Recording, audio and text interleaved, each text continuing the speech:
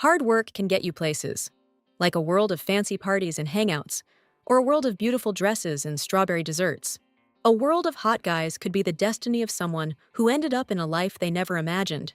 It's been 2 weeks already, feels like forever, almost like it's not even real. Striving for wealth and a killer career can land you in a totally different reality.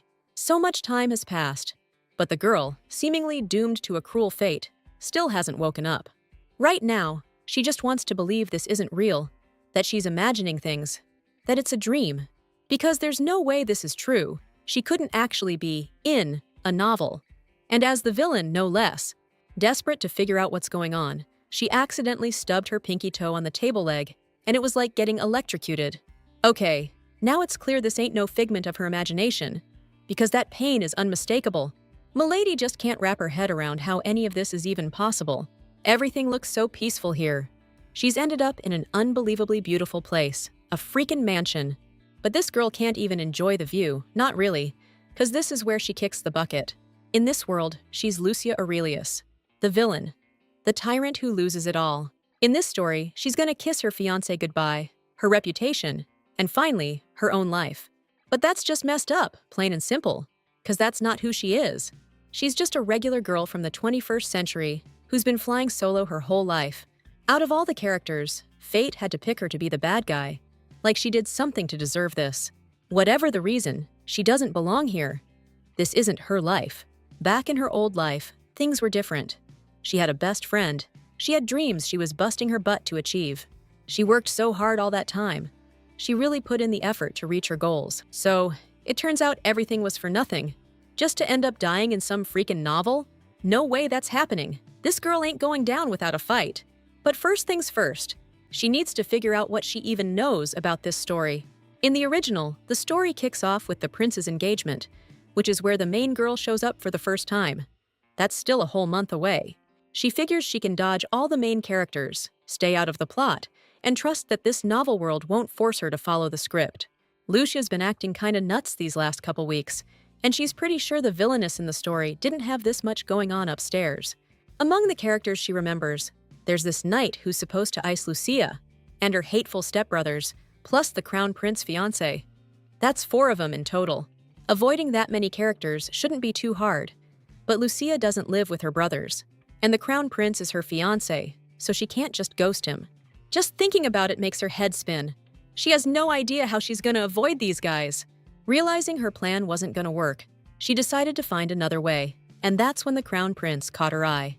Now stuck as the villainess, Lucia's gotta go from modern workaholic to high society schemer. Lucia couldn't even get out of bed all last week, but now she seems ready for a stroll to the palace. Linda's not hiding her worry that her lady might get sick again, but Lady Aurelius reassured her that she's perfectly fine, hoping she sounded fancy enough for this era. The girl can't just get used to this weird culture overnight. It's just too awkward having other people dress her. Linda's sure her lady must have really missed the prince all these days. They must have a lot to talk about regarding their engagement. She's right about that. Today, Lucia's making her first move, breaking off the engagement with the crown prince. A little while later, the royal carriage set off, but the wheels hit some rocks along the way. The carriage started shaking. It's Lucia's first time in one, and it turned out to be super uncomfortable. So they rolled into this beautiful old-timey town with a killer view. The girl saw this charming little place and fell head over heels. It was like something out of a fairy tale. There are so many people here, and everything just feels so cozy. This awesome spot really got to Lucia, so she decided she absolutely had to come back. This is the perfect place to take a stroll and check everything out up close. Before the big meeting, the girl decided to run through the plan one more time. First thing, she gets to the castle. She calls off the engagement. The prince agrees, and she makes it through this thing, or he refuses, and things get really difficult. Lucia totally hadn't considered that possibility, but it's too late to freak out now, because the palace is right in front of her. The royal palace is like history and luxury all rolled into one, blowing your mind with its fancy interiors and gardens. It's got all kinds of styles mixed together, showing off the family values, and it's a totally unique blend of architecture and tradition. Lady Lucy was greeted with honors. A servant brought hot tea and freshly baked waffles with strawberries. She also mentioned the crown prince would be joining her shortly. This is really happening. Now that the girl's here, she's way more freaked out. She's sure he'll agree to call off this engagement.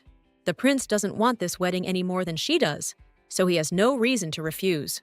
The doors to the hall swung open, and finally, there he was. A tall, imposing man with a stunning face. This has got to be the main character. Lucy's breath caught in her throat just looking at him. Being this close to the prince was intense. He'd heard she wasn't feeling well, so the first thing he did was ask if she was any better. He apologized for not being able to visit, but Lucy understood he'd been busy. The prince is polite, even if he's not thrilled to see her. For the girl, that's definitely a good sign. After gathering her thoughts, she said she wanted to talk about their engagement. Hearing this, the prince's face changed. He sighed heavily and reminded her that they couldn't move the wedding date any sooner. But when Milady announced her desire to break off the engagement, His Royal Highness, the Crown Prince, stopped breathing for a moment. It's really hard to believe, but Lucia Aurelius wants to call off their engagement. His Majesty didn't expect to hear something like that, so he decided to find out why she suddenly wanted to cancel it. The thing is, the prince definitely doesn't love her, and Lucy isn't sure she'll ever love him. Besides, he doesn't want to marry her. She won't be happy if he marries her against his will. Also, she's sure the Crown Prince won't have any trouble finding a new bride. Lucy's sure he and the main heroine will meet sooner or later, because after all, it's their story. She doesn't want to interfere, and not every story needs villains anyway, and Lucia is the villain. The prince is taking his sweet time, huh? He's got to be shocked, but this is what he wanted, right? Miss Aurelius is practically bursting to get dumped, because he's going to do it sooner or later anyway. She just wants to speed up the breakup, since she's sure he won't change his mind. Just like we thought, His Majesty lit up like a Christmas tree and agreed to call off the engagement. He really doesn't want to marry this girl, and Lucy's glad His Highness is on the same page. If that's what she wants, then the Crown Prince will get all the paperwork ready. They can announce it at the royal banquet. All she has to do is show up, nothing more. But she doesn't remember a thing about any royal banquet. Whatever, that's not important right now. The main thing is the engagement's off. Lucy will be there for that. Lucia did it. She just turned down her own wedding. That was easy. The prince was more than happy to ditch his unwanted bride. This is exactly what she wanted. It's finally over. Come to think of it, Lucy's probably never coming back here. It's not every day you get to see the palace. She decided to take advantage of the chance and wander around a bit. Everything should be fine if she's just a little late. Meanwhile, in the knights' training yard, two knights faced off in battle. It seems too fast for some, but for the swordmaster, it's too slow. His mastery of striking techniques and amazing movements are honed. He easily defeated his opponent. He praised the boy for being strong, but told him to work on his body positioning. They're using wooden swords, but they're still heavy, so you need to move faster on the battlefield. The knight wanted to show him how to deal with that problem, but hearing a woman's voice, he knew it wasn't going to happen today. Lady Maria, the royal governess, arrived in a hurry to take him away immediately. Looks like the master got caught again. That's the third time this week. It's kind of wild that someone like him sucks so bad at sneaking around. Lady Maria gets that His Highness likes being outside the palace, but he can't keep skipping lessons. Right then, the kid asks if he'd mentioned how absolutely stunning Maria looks today. But his flattery didn't work. No getting out of class this time. Since the weather's nice, the governess let His Highness study outside and told him to follow her. Also, his brother's coronation is coming up, which means the master's gonna have a ton of new responsibilities. He needs to take this seriously, because if something bad happens to the king, he's next in line for the throne. Plus, Maria doesn't like the knights he hangs with. She overheard him calling a council member a real piece of work. Seeing that snake in the royal garden again, the governess got seriously ticked off, wondering what she was doing there. Crazy, she's not even queen yet, and Marie's already got a massive headache because of her. This is awesome. Things went so great with the prince. He even said he'd handle the paperwork himself. Suddenly, the girl heard a cat meowing and found a kitty stuck in a tree. Her inner cat lady instantly activated, and she just had to help the poor thing. Figuring priorities are key, she decided climbing a tree in a dress was totally doable. Lucia nimbly climbed the tree in her long dress and was almost there. Then the branch snapped, and she plummeted down. Definitely her most spectacular fall ever. Before she knew it, Milady was in the strong arms of a handsome young man. He saved her, catching her just before she hit the ground.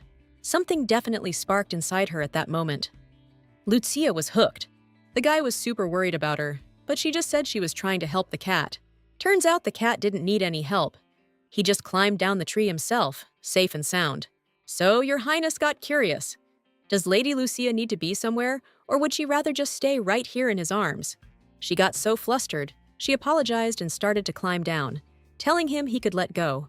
Her bad. She shouldn't have been climbing trees in heels. Good thing all she did was rip her sleeve. Since she called him Sir, His Majesty's got a real good feeling she hasn't forgotten him after all. But Lucy has no idea who this knight is, or if he was even close to the real Lucia. Luckily, the guy was just messing with her, 'cause he was sure she couldn't forget her future brother-in-law. So, he's the Crown Prince's brother, Leonardo Felix, the Crimson Lion, a stone-cold general. He was a background character in the story, barely mentioned, but he was described as a ruthless dude, a savage warrior. Recognizing him, Lucia curtsied, but Leo took her hand and went to kiss it. Just then, a woman's voice rang out, Lady Maria calling for His Highness, saying the tutors were waiting. Her greeting to Lady Lucia was like a bolt from the blue, sending chills down my spine. Suddenly, it got freezing cold. Leonardo promised to return to them right after he escorted Lady Lucia. On the way, he apologized for upsetting her, but said he just couldn't help but tease her a little. She must be here to see her beloved fiancé again, all caught up in this whole engagement thing. Actually, that's not the case. Lucy's got nothing tying her to the prince anymore. She called off the engagement today, so they won't be seeing each other much now. She won't be coming here like some kind of bridge. She has no reason to. Anyway, it's time for Lady Lucy to head back home. Time to say goodbye. Before she left, Leonardo took one last look into her beautiful eyes, just to make sure she was okay. Lady Aurelius is fine. She's feeling better than ever, actually. Man, that was a long day. But everything went exactly as planned, except for that little tumble. Can you imagine what could have happened if I fell? Thank goodness the second prince was there. He was so sweet, like he didn't have a care in the world. That's different from the novel, so maybe the heroine missed something. Next up, she's gonna meet the other two characters, the stepbrothers Alexander and Theodore Aurelius. Their family adopted Lucia when she was just a kid. Both boys were younger, but their dad only had eyes for her. The Duke was so crazy about his adopted daughter, he spoiled her rotten. Whatever she wanted, she got it. So, while Lucia was swimming in love, the brothers grew up alone, drifting further and further from their dad. No wonder they hated her. That's just messed up. So far, Lucy's only met the older one, Alexander. Theodore's at the Royal Academy and won't be back anytime soon. In the novel, Alexander was portrayed as a rebel of sorts, managing the estate while the Duke's away. He's usually busy, so avoiding him these past 2 weeks was easy, even though he saved Lucia when she first got here. She doesn't remember everything, but it seemed like he was worried about his sister. Even if that's the case, it doesn't matter. Lucy isn't who he thinks she is. She needs to keep her distance. It shouldn't be hard, since the older brother barely leaves his study, and the younger one's never home anyway. Lucy kept hoping things would be okay, but soon after arriving, she realized they weren't. Theodore unexpectedly came home, but unfortunately, Mr. Alexander won't be able to join us. According to Linda, they weren't expecting to see Mr. Theodore for a few months at least. He was supposed to show up after the royal engagement, but this is just so awkward right now. Since they hadn't seen each other in ages, Lucy decided to say something and welcomed her brother back. Right then, Theodore jumped up from the table. The maid figured he didn't like the food. Truth is, he wasn't hungry at all. He'd lost his appetite.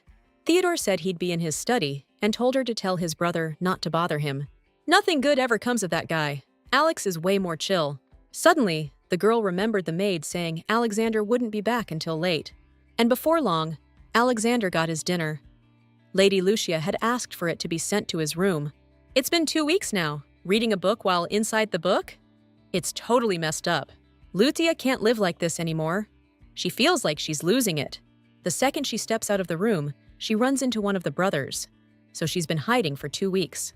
Lucy's explored every nook and cranny, every crack in this room. She just needs to get out. She needed some air.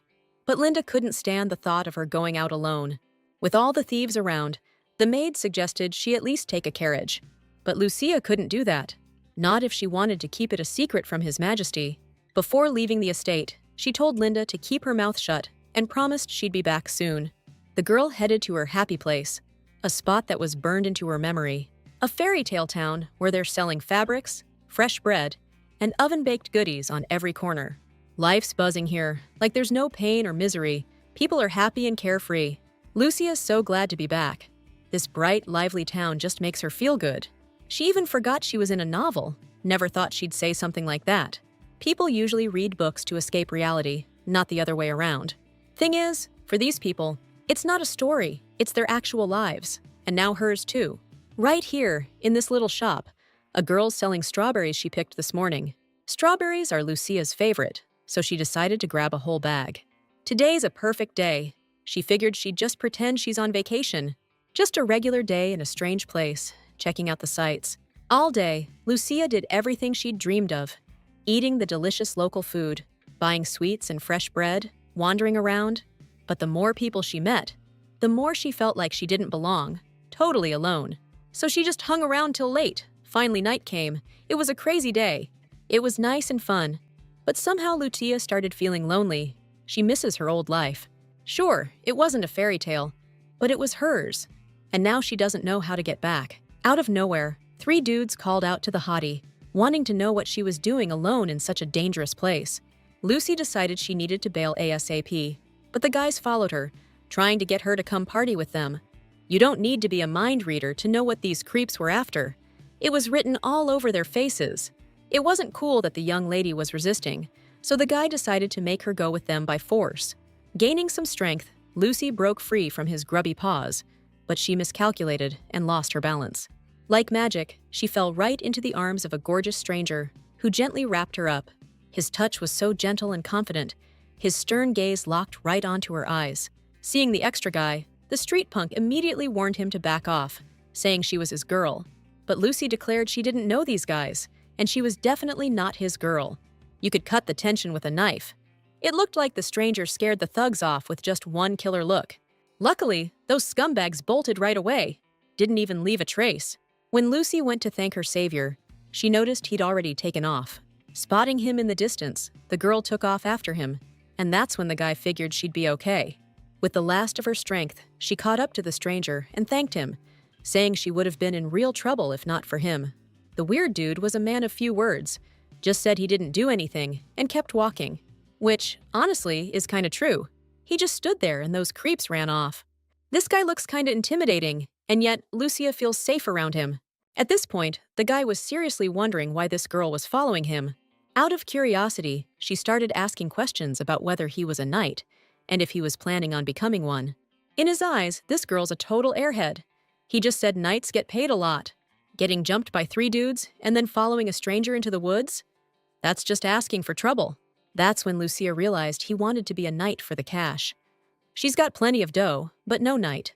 Once they were in the woods, besides the wind and the owl's hoot, the guy heard some seriously suspicious rustling. He couldn't just leave her out there alone, so he offered to walk her home. Right then, an owl swooped down on a mouse, and it freaked the lady out so bad she jumped right into the stranger's arms. They both tumbled to the ground, and the girl immediately started in about him wanting to be a knight. If he really wanted it, Lucy offered to make him her knight. She promised to pay the stranger 4 times the going rate if he agreed to be her personal knight. But all she got back was a look of total shock from the guy, who clearly had no idea what was going on. Just like she figured, the offer got his attention. So Lucy took his silence as a yes. 4 times the pay, room and board included. She told him to follow her, so she could show him his new workstation. By this point, Alexander had already heard the news about Lucia popping out for a stroll in town this morning. The whole thing struck him as weird, seeing as how Lucia hates walking around town. Linda confessed that she insisted Milady take the carriage, but she wanted to go alone and asked her to keep it a secret. All this chatter was making the room too loud. It was messing with Theodore's focus while he was trying to read.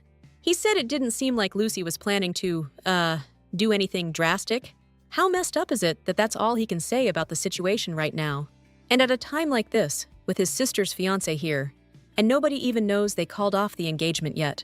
First thing Alexander did was send Linda to check Lucia's room, see if she'd come back already. The Crown Prince was really surprised that this girl hadn't spilled the beans about them to anyone yet.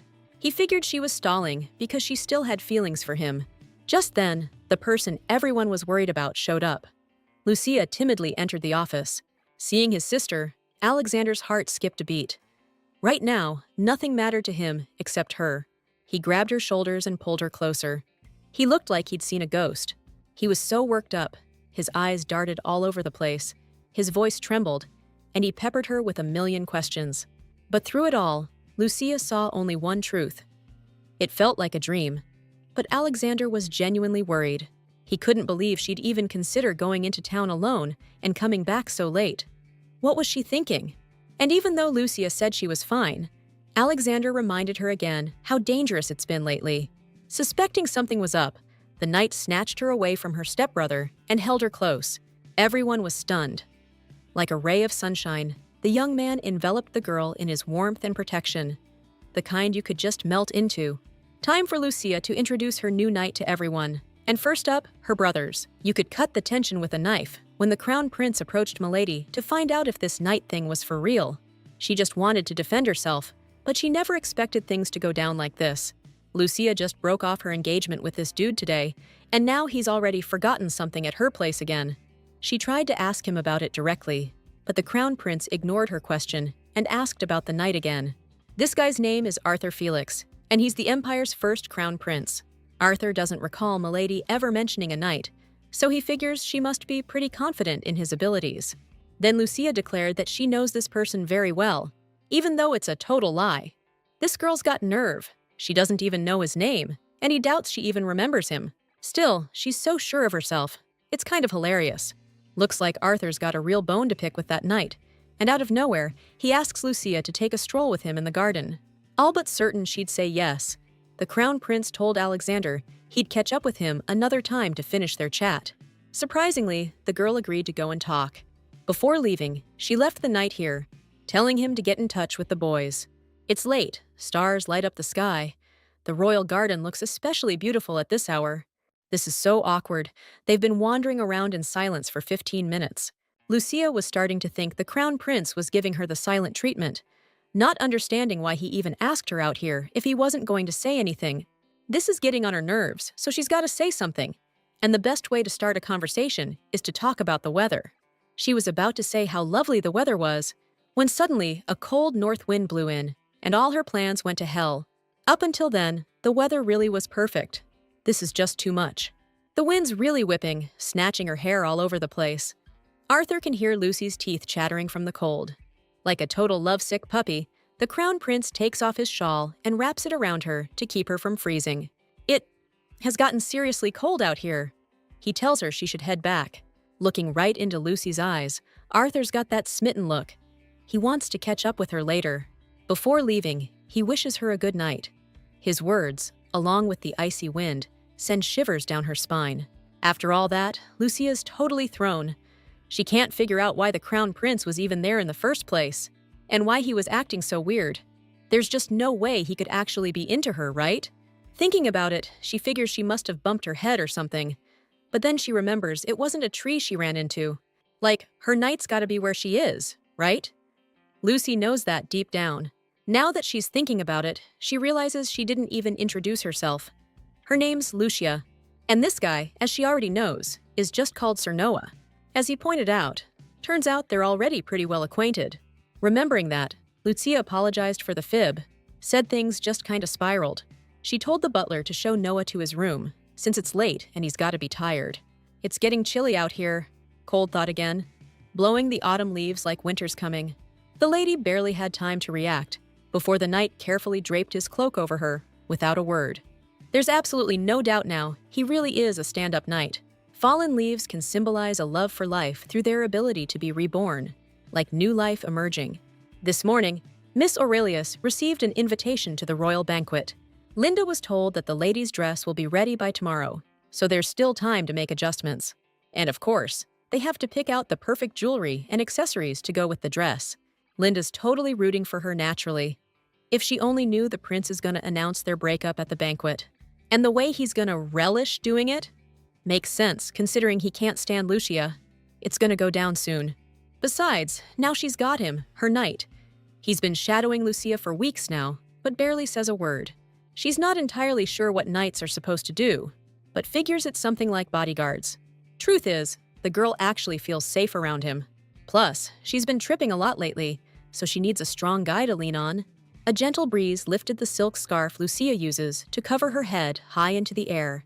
Just his luck, the wind left it with Theodore. And in that instant, fear flashed in the guy's eyes, like he'd seen a snake. His visit's a pleasant surprise.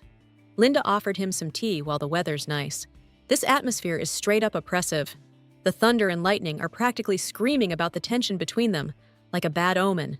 Still, Lucia can't keep avoiding her brother. She's got to know if he wants to grab some tea. Not seeing why he'd ever want that, Theodore snatched his scarf off and chucked it on the ground. Truth is, he can barely stand to even look at his stepsister. Hearing that definitely left a mark on Lucia, a sting that'll hit her every time it comes up. The sky just went black in an instant. Thunder's rolling in. "Milady, you gotta get back to the manor. A storm's brewing."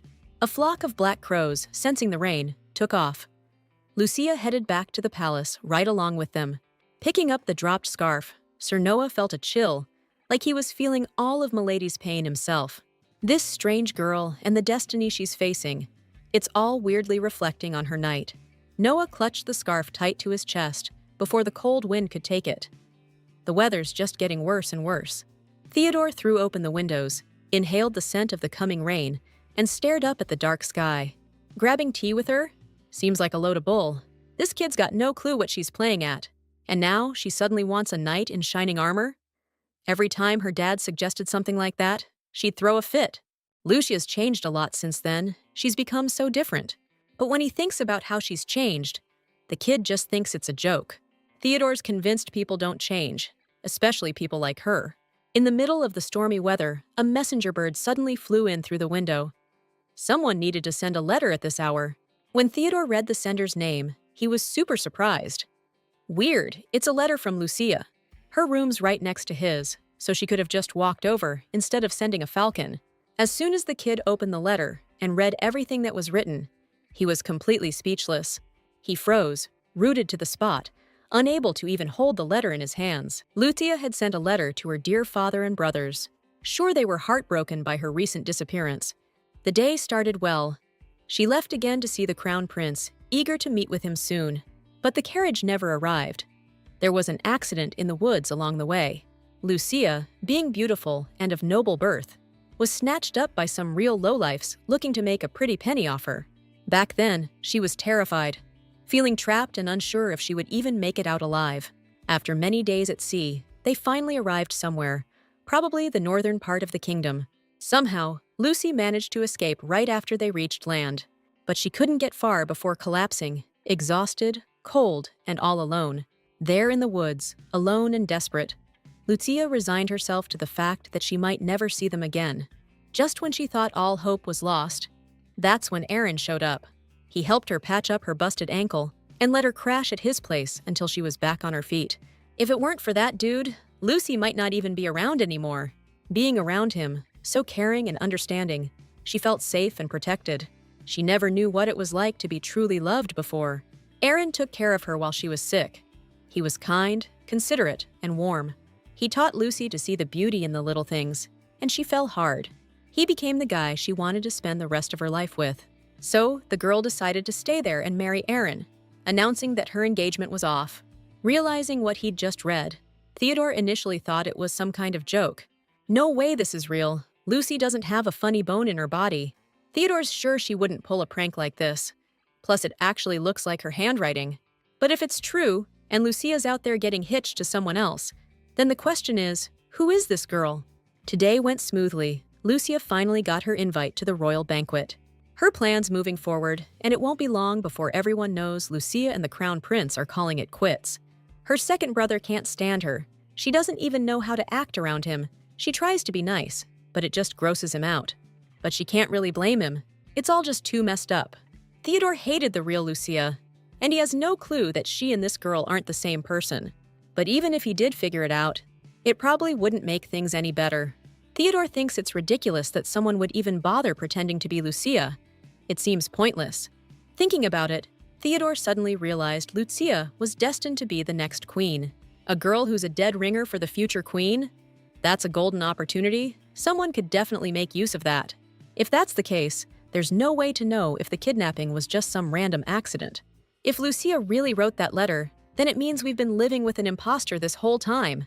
Theodore decided to talk to Alexander about this, because this girl could be trouble. But the second he stepped out of his room, he ran right into Lucia in the hallway. Looking at her, it's hard to believe she's not Lucia. She looks exactly like her. She casually asked if her brother would like a cup of cocoa on such a lovely evening. But she's acting totally different, like she's been swapped out. Actually, the girl regrets asking him.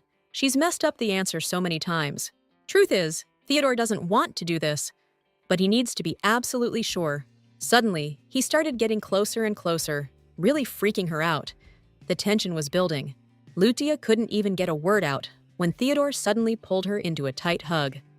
This was a first. Just like he thought, no scar on her back. So, yeah, this definitely isn't Lucia. When the guy pulled this girl away from him, she suddenly threw herself back into his arms again. Lucia's so happy, she just can't let go now. This is the best day ever. Lucy's clinging to her brother with everything she's got. So tight he doesn't even know what she's doing. She can't believe it happened. Theodore just wanted a hug. It was so sweet. The guy's got a million questions swirling in his head. After all that, he was starting to think even this Lucia would do. Back in her bedroom, the girl noticed a scarf on the doorknob, the one she'd forgotten in the garden. She probably had Linda do the laundry and tie it up all nice. By now, it was finally hitting Sir Noah. Lucy doesn't remember him. He needs to tell her ASAP, but he's got no clue how she'll react. Before he met her, his life was a whole different ballgame. Working for his boss, he was fixing roofs, cleaning chimneys, running all sorts of errands around the place. From sunup to sundown, the kid was busting his butt, hauling boxes, scrubbing chimneys, doing whatever they told him. Figures it'd rain now. This lake. This is where Theodore first met her. Wherever she is, he just hopes she's doing okay. Sir Noah started his morning early, chopping wood and stacking it neatly. He still needs a ton to save up enough. He even hawked his sword. Staying at a hotel was way too expensive, so the kid was gonna have to crash in the woods again. He might never see her again, but he was dying to know where she was now. Noah had been grinding non-stop to save up some cash, and after 2 weeks, he was completely burned out. Today was a real killer. He would have given anything to chill at a hotel tonight. On his way back from another gig, he spotted a young woman getting hassled by some local thugs. She didn't want anything to do with them, so Noah couldn't just leave her there. He rescued the beautiful girl with his own 2 hands, making sure she was safe. That's how they met again. But Noah's clueless about how to bring it up. He missed his chance, and now it's going to be way harder to explain everything. But she's got to remember him eventually. Then there's the chance Lucy might think he's a total scumbag. This kid needs this job. He'll never save up enough just fixing roofs and chopping wood.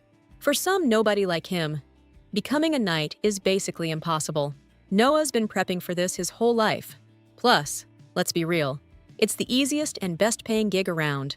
All he has to do is escort Lucy, and she's super sweet. Lucia can't believe Theo did that. It was so out of the blue, she was expecting him to blow up. Though, the fact he just flipped his whole attitude is kinda sus. Guess it's no big deal. He's still a teenager after all. Plus, he let her hug him back. Lucy has no idea what Linda used to wash that scarf. It smells incredible. A fairy tale building, where architectural details blend perfectly with nature, all enhanced by sculptures. The owner's favorite client visited one of these amazing places, and it felt like even the flowers bloomed brighter when she showed up. When she saw Lucia, the lady just lit up. She'd heard about the accident a few months back. The mistress was out west in the kingdom for ages, so she only just found out. Thankfully, Lady Lucy is doing better now. It's all behind her. Now that all that's over, she must be really looking forward to what's coming up. The mistress has been working on her outfits for months, especially the wedding dress. It's definitely her most amazing and greatest work ever. She can't wait for the world to see it.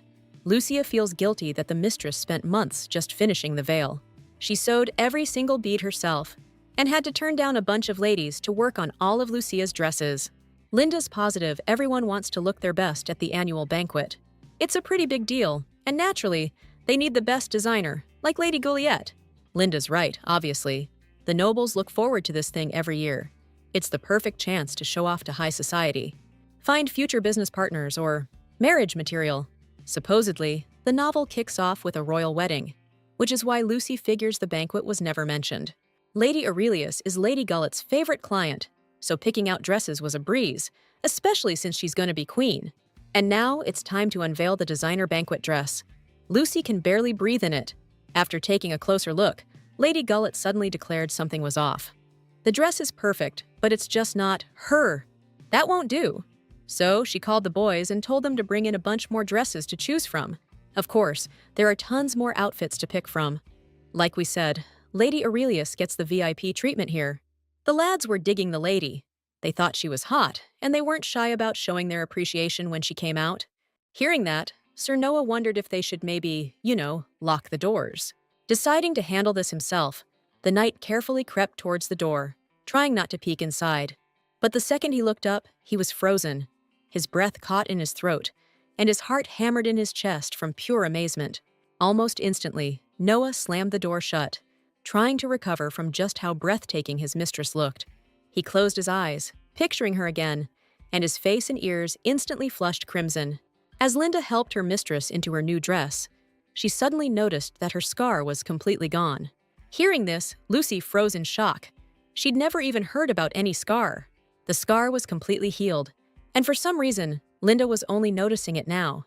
Now she was certain that the ointment she'd been using had finally worked its magic. The maid had heard tales about the herbalist and her ointment, but she never imagined it would work this fast. The scar was completely gone. This news delighted Lady Gulliet. She was thrilled that Lady Lucy could finally wear her hair up. The real Lucia had a scar, and she didn't even know it. Lucky her, things could have gone way worse. The Aurelius brothers are already running late. Alexander doesn't think they have time to wait for her. He and his brother will have to go on ahead. Have another carriage ready for Lucia. It's weird Lucia's late. She usually gets ready pretty fast. Guess he and his little bro get some quality time. It's been a while since they've hung out, just the two of them. Theodore hadn't said a word the whole time. His gaze got cold, intense, almost like he was waiting for something. Through all these crazy events, Alexander seems totally clueless. But still, they got a roll. After the Aurelius brothers took off, the servants scurried around the palace, getting back to their duties. When she got back, Lady Linda was surprised to hear the young masters had already left. According to the maid, Master Alexander was worried about being late, so they're getting another carriage ready for Lucia. Gotta do what you gotta do. Linda wanted the carriage brought around back. They're short on time. All this time, Lady Gullet's been meticulously getting her favorite client ready for a big social event. Linda's freaking out that the lady's gonna be late if they don't haul ass ASAP. So, Gullet's butler, Lorenzo, decided to poke his head in and ask how much longer they'd be. This is a freaking beauty wonderland. Even a beauty queen knows you can't rush perfection. She needs to finish the job, but the butler asked her to finish it faster. The royal palace, ready to welcome guests, is a total architectural masterpiece where luxury and history go hand in hand. Finally, the Aurelius family carriage pulled up to the palace. Lady Aurelius is super late, but right before going in, Lucia suddenly stopped. Like she had this feeling she'd forgotten something. And she has. Girl needs that final touch. Lady Gullet's got it all planned out with that feathered wrap. She's betting the prince won't be able to take his eyes off Lucy. And damn, she looks good. A warm feeling spread through her heart. Everyone's been so kind, and she's truly grateful for it. Lucy's actually liked here. Maybe not by the main players, but there are people who seem to care about her. Doesn't really matter now if she was as bad as the book said, 'cause she ain't sticking around here for long anyway. She won't have anything to do with the main characters or these people anymore. She needs to focus on getting the hell out of here. Lucy's gut feeling was right. She forgot something. Noah's been waiting this whole time for her to show up. Not knowing where she is, he decided to ask the maids when Lady Lucia was supposed to leave. Turns out, the lady left about 20 minutes ago. She was running super late because she took forever getting ready. Of course, she wanted to look absolutely stunning today.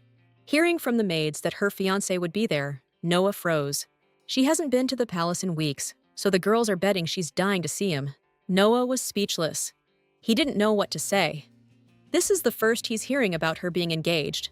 The wheel just broke on the way. The butler thought he could fix it, but there's almost nothing he can do here.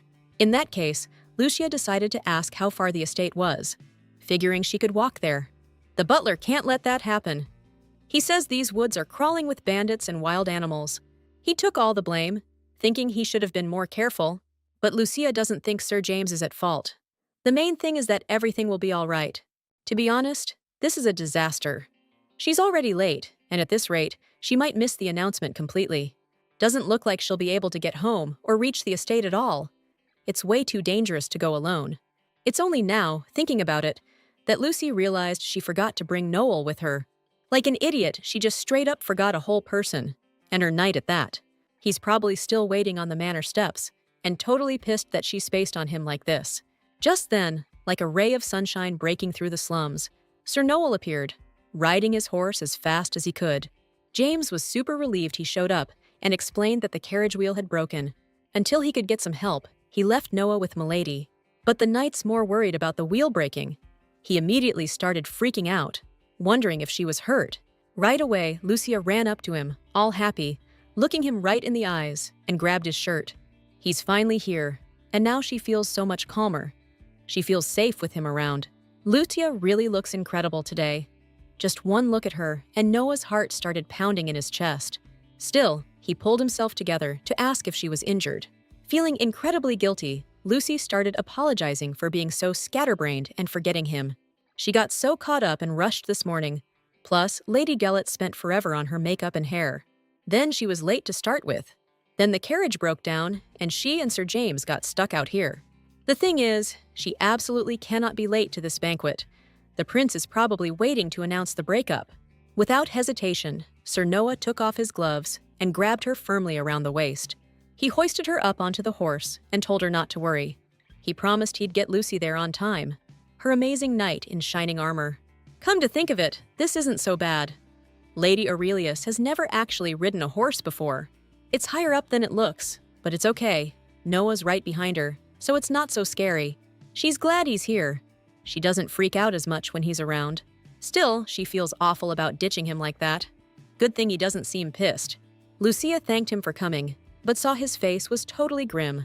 Honestly, this whole thing is super awkward for Noah, even though it's not the first time he's run into her. But he still can't figure out why he got so flustered. He's never seen Lucia like this before. He figures she was relieved to see him after the carriage got stuck. She was so scared she'd missed this event. Guess it's a pretty big deal. Or maybe she was bummed about missing her sweetheart. Noah didn't even know she had a fiancé. Either way, it's none of his business. He's just doing his job. It's tough to keep telling himself that, when Lucia's sitting so close, like she's doing it on purpose. Noah barely caught a whiff of her amazing perfume. And when she turned to thank him, he wasn't expecting that. Just one look at her, that unbelievable beauty, that amazing figure. And he felt like he was falling apart. In reality, it was all so awkward, but hey, it'll be over soon. Ahead, a breathtaking view of the luxurious grounds surrounding the royal palace. By then, the guests had already gathered for the banquet, chattering about how the prince looked even more radiant than usual today. The prince had to bear the brunt of the wedding congratulations alone. Everyone knows how long Lady Lucia has been waiting for this day. Meanwhile, as a council member, Duke Charles told Prince Arthur to make sure he made a good impression on the ambassadors. The Duke explained the situation in the Empire and the current state of affairs. But all Arthur can think about is where she is. The coronation, the wedding, and the alliance with the Western Kingdom. All eyes are on them. The alliance wants them to be especially careful right now, so Charles ordered him to make sure the banquet goes off without a hitch. Lucia's never late, and Arthur needs to have a serious talk with her about this. Ran into Lady Asteria at the banquet. Noticed she was in a pretty good mood, the aristocrat did. Lady Asteria's doing great. Her niece has been staying with them the last few months, so she's been over the moon. Aunt Beatrice's niece, young Claire, is also at the ball tonight. She's a real knockout. Claire's really grown up. Last time we ladies saw her was at Aunt Beatrice's wedding. She was just a kid back then, only 17 years old. Claire wasn't expecting to be here, but she's hoping to run into him. Not wanting to waste any time, she asked her aunt if she could take a little walk and explore. This fancy shindig is in full swing. This year's banquet is supposed to be the most over-the-top ever. Everyone's just bummed that the princess isn't here, and nobody's seen the second prince either. Everyone knows the second prince isn't really into this kind of thing. At least everyone's hoping to see the Marchioness's niece, who's making her debut. Right now, Claire's laser-focused on finding one specific guy, and she's searching everywhere for him.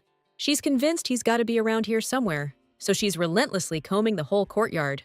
The second their eyes met, it was like she floated up into the air, and everything else just faded out. It's him, exactly how she pictured him, tall and impressive. Her heart skipped a beat when it suddenly seemed like he spotted her and was heading her way. She didn't expect things to happen this fast. He must have recognized her. Right up until the last second, Claire thought they were finally going to meet. But the encounter turned out to be empty, fleeting, and meaningless. All her hopes, her dreams, fueled by young love, just crashed and burned in that instant. The prince chose a girl whose beauty is hard to resist. Lady Lucia is as gorgeous as ever. She's a total darling of high society, and the guests immediately swarmed her with questions like a pack of wolves. Lady Aurelius is flattered that ladies are dreaming of visiting the Aurelius estate one last time before she leaves it. Truth be told, she didn't expect so many people, and hopes no one's noticed she's not the real Lucia. But something tells her she'd know how Lucia acted in high society if she'd read the book. It's obvious she's sad to leave her childhood home, but they imagine she's thrilled about her new life at the palace. Of course, as the council members believe, she's been preparing for it for years. That guy across from her is pretty intimidating. He heard Lucia was recently deathly ill and bedridden. The royal court is hoping to see an heir right after the wedding, so her ladyship's health is important to them. Looks like they're all in the dark about the annulment. Lucia decided to lay all her cards on the table, but then the prince kissed her hand. No need to rush things. The main thing is that her ladyship is here and in good health. It's lovely to see the future king and queen getting along. Lucia looked annoyed. She really wanted to have a word with His Highness in private. Sir Noah always stays in his lady's shadow, letting her shine in the public eye.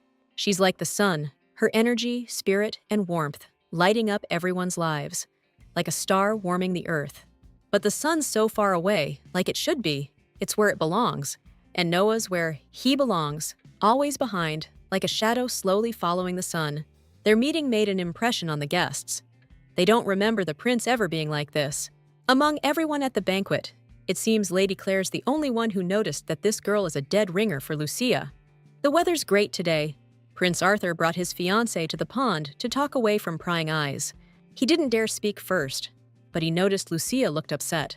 Judging by her expression, she wants to off somebody, or she's already figured out how to do it. Suddenly, she asked when His Highness was planning on starting a family, referring to his words about there being no need to rush. Arthur was totally blindsided by this conversation, left him completely stunned. He was actually going to say something, but Milady was held up and he couldn't find her. Confusion flickered in Lucia's eyes. They talked about this weeks ago, and Arthur promised her. He promised their engagement would be called off today, said he'd take care of it. Noah overheard every single word without even trying, and something inside him shifted in that instant. And now, not only is the council clueless, but they actually think they want to start a family. Truth is, His Majesty doesn't want to marry her either. It's just, something came up. Hearing that, Lucia got really worked up, figuring there must be some kind of complication. For some reason, they can't break off the engagement. In the book, it happened right at the start. Something's changed now, demanding an immediate explanation from the Crown Prince. You can hear the anxiety in her voice. He's getting closer, making Lucia freak out about why all this is suddenly happening. Wanting to explain what's going on, Arthur's shaking like something awful happened, and he's holding his bride's hands. Whether he didn't have the guts, or there are other reasons, the Crown Prince couldn't come clean about everything. He invited Lucia and her brothers for a few days. Now he has to head back, but he promised he'd explain everything later. Running into Noah was sudden, but not unexpected. Arthur brushed past him, intentionally bumping his shoulder. He's just letting the knight know where he stands in the pecking order. With every step, Arthur started feeling worse. He felt his body start to sway. More than anything, he didn't want this to happen again. He was so damn tired. Lucia, the woman who once truly loved him with all her heart. It hurts to think that Arthur is so unappealing to her now, that the thought of their engagement fills her with rage. She looks scared stiff, but the Crown Prince doesn't even realize why Lady Lucia's face changed so much, or why he's so bothered by it. Lucia's overcome with sadness after meeting her fiancé. Noah might want to help her, but he's powerless. Truth is, he doesn't belong here. Nobody ever blamed the sun for shining on someone else, right? Lucia doesn't get what just happened. Today was supposed to be the end of it all. She thought she was doing everything right, staying quiet and waiting for everyone to find out today. But he didn't do a damn thing. Trying to tell herself she's okay, the girl's convinced there's a logical explanation for all this. Of course, that's not it. Today didn't go as planned. It was supposed to be different. Looks like a storm's brewing. The weather's so unpredictable in the spring. It was warm and nice just this morning. Claire completely forgot about her. She looks exactly the same. But if her hunch is right, then everything would change. Arthur didn't recognize Claire either. He should have remembered her. But it was like he didn't even see her. She desperately wants to believe he can't really love Lucia. Finally, Aunt Beatrice found her niece to ask if she'd seen her cousin, Henry. Edmund wants to introduce him to the council members, but Auntie can't find that knucklehead anywhere. Even now, Claire doesn't get why she's worried about this. After all, she's the main character. This banquet isn't proving enjoyable for everyone. Aurelius's second son just got publicly humiliated. Suddenly, he ran into some guys who really put him in his place. He's no match for three of them. The guy with the blood-red eyes is seriously ticked off at how Theodore's greeting his old buddies. It's unbelievable. He was just gonna walk right past without even saying hi, like he's too good for them. As soon as Theodore confirmed it, Henry clocked him one good in the face to make him regret it. So Aurelius thinks graduating top of the class makes him hot stuff, huh? Theodore doesn't see it that way. And honestly, why would he even bother competing with guys like Henry? The dude's such a nobody, he's not even worth the effort of a rivalry. Henry took those words way too personally. It sent him into a rage, and he started wailing on the kid. Kicking and punching him all over, he was really going overboard. Afraid Henry would actually kill him, his buddies pulled him off and told him it was time to bounce. Beaten and battered half to death, Theodore was left alone, barely able to breathe, let alone call for help. He managed to get to his feet somehow, but tears streamed down his face. He was so sick of this crap. Meanwhile, Lucia was heading back to the palace, not saying a word the whole way. When Noah finally decided to talk to her, she just happened to spot Theodore nearby. Spotting him sitting there all alone, Lucia rushed over to see what was wrong. That's when she saw the fresh bruises on his face, and a wave of worry just crashed over her. She grabbed his shirt and started asking him what happened, if he was okay. Of course, Lucia could see he wasn't okay, so she told Noel to get a doctor, stat. She'd never been this worried about her brother before, desperate to know everything that happened. Of all the times for her to show up, he didn't need her help. It wasn't her business, he snapped. Seeing how much trouble he was having just moving, she offered him her arm for support. But even in that state, Theodore couldn't stand her help and grabbed her wrist. Bitter, Theo told her not to get any ideas, or he'd remind her what kind of game Lady Lucia was playing. Maybe she'd forgotten, but she definitely shouldn't forget that he was the Duke's son. He grabbed his sister's arm, squeezing it as hard as he could, furious, told her to never touch him so carelessly again. Noah was there in a flash, shielding her with his arm. He grabbed Theodore roughly and hoisted him off the ground. A vicious look flared in his eyes, fueled by pure rage. He was ready to go all the way if this guy even thought about it. Just then, Lucia caught his attention. Since Theodore was hurt, she asked him to let it go. Instantly, the knight released his grip and freed the Duke's son. Lucia immediately told him he was free to leave for the day. Despite his concern, she insisted she was fine and dismissed the young man. Having no authority to disobey his mistress's orders, Noah retreated as quickly as he could. Taking step after step away, he really didn't want to leave. This conversation, meant for their ears only, was not for prying eyes. Now that Theodore knew everything, Lucia was terrified. She's freaking out, trying to figure out how he found out and why he didn't say anything. The kid's betting she's dying to know why he let her run this scam on everyone for so long. Truth is, he doesn't give a damn about her excuses, so Theo told her to save him for the executioner. Judging by Lucia's face, she hadn't even considered that, like there wouldn't be any payback. Impersonating the crown prince's fiancée and a duke's daughter? That's way out of line. The High Court doesn't play with that kind of deception. You don't mess with the duke's family, so she better enjoy her jewelry and fancy clothes while she can. Until Theo decides what to do with her, she needs to zip it and stay out of his way. Lady Lucia's clueless about what's next, what to do, or how to even explain this mess. Today was supposed to go down differently. She was supposed to break off the engagement, and then figure out how to ditch this estate. But the problem is, Theo's in the know. Lucy's head is spinning with questions. What'll happen when Arthur finds out? Will the real Lucia ever come back? And how did things even get to this point? Maybe, deep down, she actually likes the people she's fooling, but she just barged into this whole situation. Meeting Lady Aurelius in this forest, Leonardo's really hoping she's not about to climb another damn tree. Lucia wasn't expecting to see Sir Leo here. But out of respect, she asked how he was doing, not knowing if he's in on it too.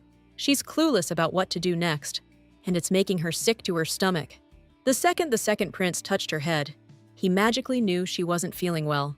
He's staring into her eyes so intensely, it's like he can see some deep, dark secret that nobody else can. Since Lucia's getting flustered, Leo took a shot in the dark, wondering what's got the poor thing so worked up. That's not it at all. His Highness isn't making her nervous. They've known each other for ages, even if they weren't exactly close. Come to think of it, this is the longest conversation they've ever had. The first was when Lucy called off the engagement. By the way, the annulment was supposed to happen today, but Lucy says the prince will explain everything. The second prince found it weird that he was hesitating, especially knowing he never liked the idea of marrying Lucy in the first place. There's nothing interesting about it, the girl knows it. Arthur already said it, but it's still so infuriating. Leonardo suddenly wondered where they were going. Honestly, Lucia had no idea herself. She was just following him. To top it off, she's starting to feel worse, as if the day wasn't already going sideways enough. Just when her stomach started cramping up, the second prince suddenly, confidently, put his arm around her waist and scooped her up. He's got this look of certainty, like he knows the lady will be staying with them at the estate for a few days. Leo decided to carry her to a room, figuring she could use a little rest. Obviously, Lucia couldn't walk on her own with that kind of pain, and Leo, worried about her, even offered to call a doctor. Actually, that's not a great idea. If someone sees them, they'll definitely start rumors, and it'll only make things worse for him. The pain was unbearable, totally intense, but thank God Leonardo was the only one around when it happened. As evening approached, a killer opportunity landed, and the guests started clearing out of the palace. It's been hours, but Noah can't find her anywhere. His only hope is that she hasn't passed out. He already regrets leaving her alone. And if that punk even lays a finger on her, he's gonna regret it. Alexander joined the search for Lucia. He's convinced Noah, as her knight, should be by her side at all times. Suddenly, a familiar fur coat flashed by. Turns out the lady was with Leonardo the whole time. Apparently, Lady Lucia wasn't feeling well, so he offered to help and took her to the estate. The second Noah heard Lady Lucia was sick, he bolted without a word. Alexander thought that was so messed up. Like the guy Lucy found just up and left. She hired a personal knight after that incident. Alexander thinks it's because she needs to feel safe. He dug up everything he could on him and found nothing suspicious, except for the fact that he never worked as a knight. Lord Aurelius thinks he should trust Her Highness. It's just that her knight is so damn weird. Turns out Arthur actually met him too. He was there the first night Lucy introduced him. That was a fantastic banquet. The council really appreciates the ambassador making the journey from the Empire. The whole time they were talking, the crown prince couldn't take his eyes off his cocky brother. He's clearly wearing Lucy's fur, but Arthur can't figure out why that's happening. Rumor has it the princess arrived in the Western Kingdom and is getting ready to tie the knot with Prince Julius. He's the emperor's only nephew, so the ambassador's sure they know what that means for their future. At that moment, Arthur decided to say he had something else he wanted to discuss with the council. His Highness immediately cut him off and said they were also looking forward to this alliance. Word is the fleet docked this morning. The Aurelius family is super grateful for the emperor's generosity. One of the council members said it's just a token of appreciation. They also think the gift they sent will be helpful to the emperor. Suddenly, he brought up Sir Arthur's situation. It's coming to a head soon. Hearing that, the first prince just slumped, head down, like the councilman hit a real nerve. Still, nobody can know about the annulment. His wedding is definitely still on. That evening, Lady Lucia's bath was ready. The second prince told the servants to leave her dinner in her room.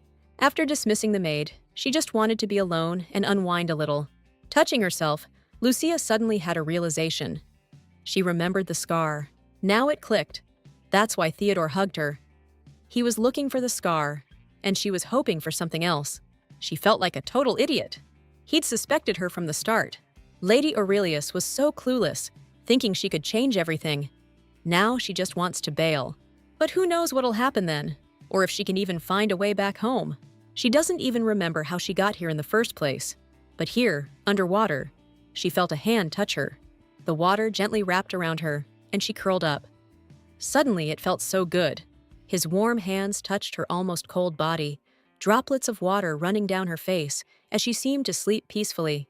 Along with his desperate cries, Lucia's body fills with life. Every cell in her body is revitalized, and then her body starts changing color right before her eyes. At that moment, she woke up, horrified to realize it had all been memories. How Lucia Aurelius got here? Honestly, she has no freaking clue. Last thing she remembers is running through the woods before she fell. But for some reason, she's convinced those were memories of drowning. But someone pulled her out. It's all so hazy. But if Lucy figures out how she got here, she'll definitely find a way back to where she belongs. Remembering her mother's words about her not belonging there, she doesn't know if anyone's looking for her, if anyone at home misses her. Suddenly, there's a knock at the window. From the street, Noah's trying to get her attention, tossing pebbles at her window. Seeing him, Lucia was overjoyed. Her sad thoughts vanished instantly. Her night's throwing pebbles, that's so sweet. To think she gets to experience this, it's so romantic. Not noticing the lady had opened the window, Noah threw a rock and hit her right in the face. Talk about romantic. Lucia knew from the start today just wasn't her day. Panicked, Noah instantly climbed up to the window and into her room, his heart nearly leaping out of his chest with worry. There's never been so much emotion on his face before. He looks like he's really beating himself up over what happened. But right now, Lucy's way more interested in how he got up here, and so damn fast. Claiming he didn't see the open window, Noah grabbed her face and started checking her out. Trying to see where the rock landed, the guy got so close, Lucy could feel his breath on her. This girl in his hands is something else. Her look is like it's sending Noah into overdrive. But the second the lady got a nosebleed, everything switched to full-blown panic. Lucia still can't believe he hit her with a rock, but his face is even worse. It's kind of funny. She really wishes Noah could have seen the look on his own face just then. The knight's freaking out, but looking at this gorgeous lady, all he can think about is what's under that dress. Once the bleeding stopped, Lady Aurelius decided to find out what brought her charming knight here. But suddenly, he grabbed Lucy's hand, and his face changed instantly when he saw a huge bruise. Noah knew he'd leave his mark, and the very thought of it filled him with unholy rage.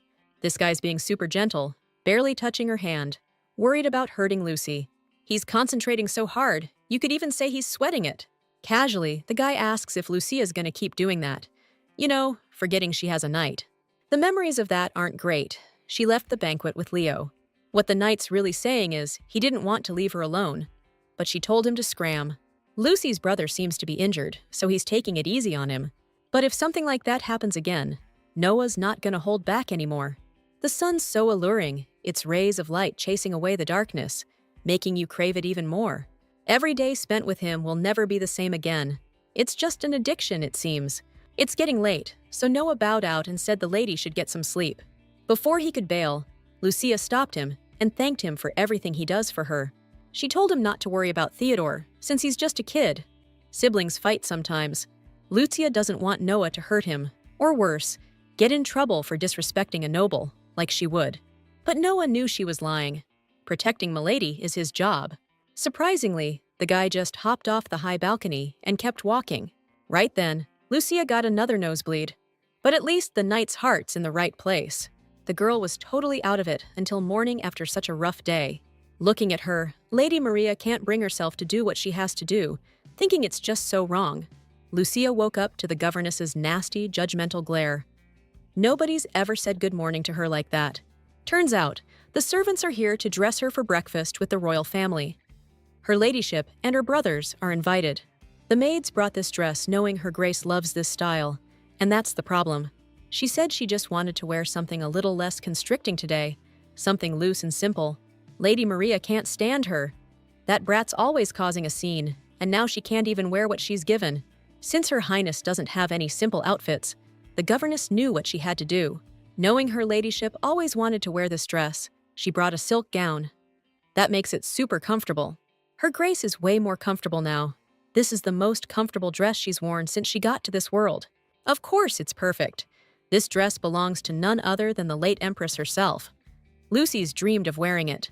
Since His Highness was super close to his mother, she must think he'd want to see her in this outfit.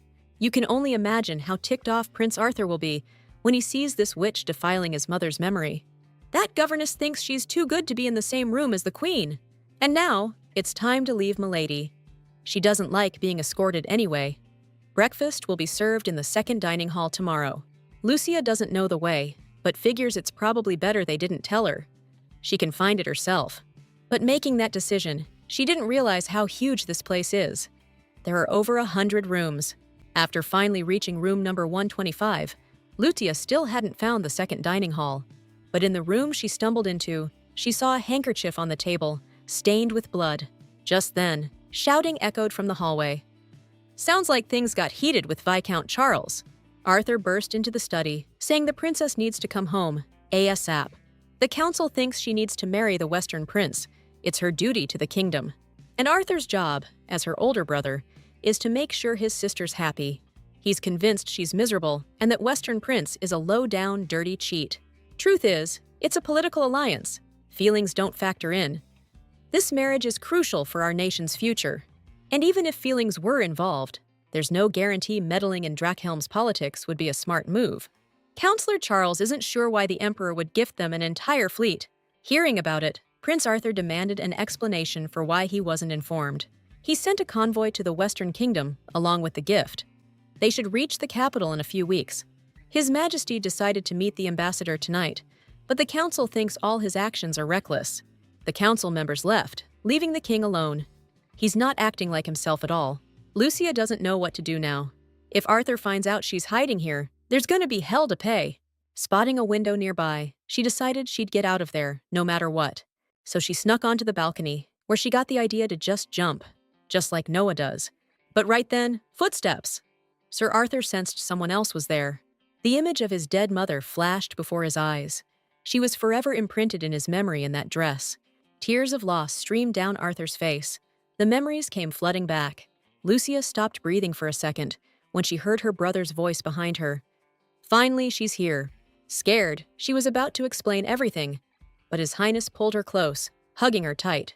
Tears are the words you need to write, a necessity, the silent language of emotions, with which the Crown Prince addressed his mother. Feeling his mother's embrace after so many years, he felt a pang of regret. He misses her so much, words can't describe it. Dealing with those kinds of feelings isn't easy. Arthur can't keep going. He's let his mother down. Seeing her brother pass out in her arms, Lucia freaked out. She doesn't get why he was calling her mother. Things just got real complicated. The girl immediately called for help, and the servant was there in a flash. It's been 4 days, and His Majesty hasn't eaten or slept a wink since he got those letters from the princess. Olden, Prince Arthur's right-hand man, his advisor and secretary, figures there's something else eating at him. Right now, it's just a mild fever and exhaustion. But if the Crown Prince keeps pushing himself like this, Augustus is sure they're screwed. As his doctor, he'll leave some meds for His Majesty to take before meals. But the most important thing right now is rest. It's weird seeing a fever in a guy who's usually healthy as a horse. He must be pushing himself way too hard. Lucia's worried there's something else going on beneath the chronic stress and lack of sleep, so she decided to stay and keep an eye on him. Augustus is sure Milady understands that what just happened here stays in this room. Now, with her permission, he and Olden will take their leave, since the prince needs his rest. Lucia didn't think she was a biased person, and thought she was kind and understanding enough. But somehow, she's already judging him for something he hasn't even done yet. This is probably what he's been trying to explain. But this whole mess wasn't even in the original story. Maybe she doesn't know all the specifics, but she definitely knows Arthur called off the engagement without any drama. She figures it's because she's not the real her, because she messed with the plot, and now the characters are acting different. But the thing is, Arthur's not just some character anymore, and Lucy can see he's actually hurting. Flowers are like nature's smile and the earth's music, plus they remind you of important moments and feelings. They're a universal way to show love and remember things, like a person's honest feelings. They're real. Flowers and love go hand in hand. Flowers are the earth's poetry, written by its heart. And love, alive like a flower, takes time to bloom. Loving flowers is loving life, loving your loved ones, like Arthur's love for his mother. Without love, he wouldn't be crying, realizing he messed up with his mom. He thought he'd let her down, that he wasn't ready to rule the kingdom, that he didn't deserve to be king. But his mom always knew what he was born to be. She was sure everything would be all right, that her sweet, precious baby had nothing to fear with her by his side. More than anything, Arthur doesn't want his mom to leave. Without love, a flower withers, just like a kid without his mother. With those thoughts swirling in his head, His Majesty suddenly woke up and saw Lucia standing before him. Looking like his mother, she asked if her prince was feeling any better. The reason she's here is that she's been taking care of him. Arthur just collapsed out of nowhere, so she was worried sick. He seems to have a lot on his mind lately, but Lucy just wants her prince to try not to stress so much. She gently touched her lips to his forehead and told him everything would be okay. Suddenly snapping his eyes open, Arthur realized it was all just a dream. Figuring he was losing it, the prince couldn't make sense of this dream, seeing Lucia asleep next to him. He had no clue what she was doing there, or what the heck even happened. But when he saw her wearing his mom's dress, rage took over.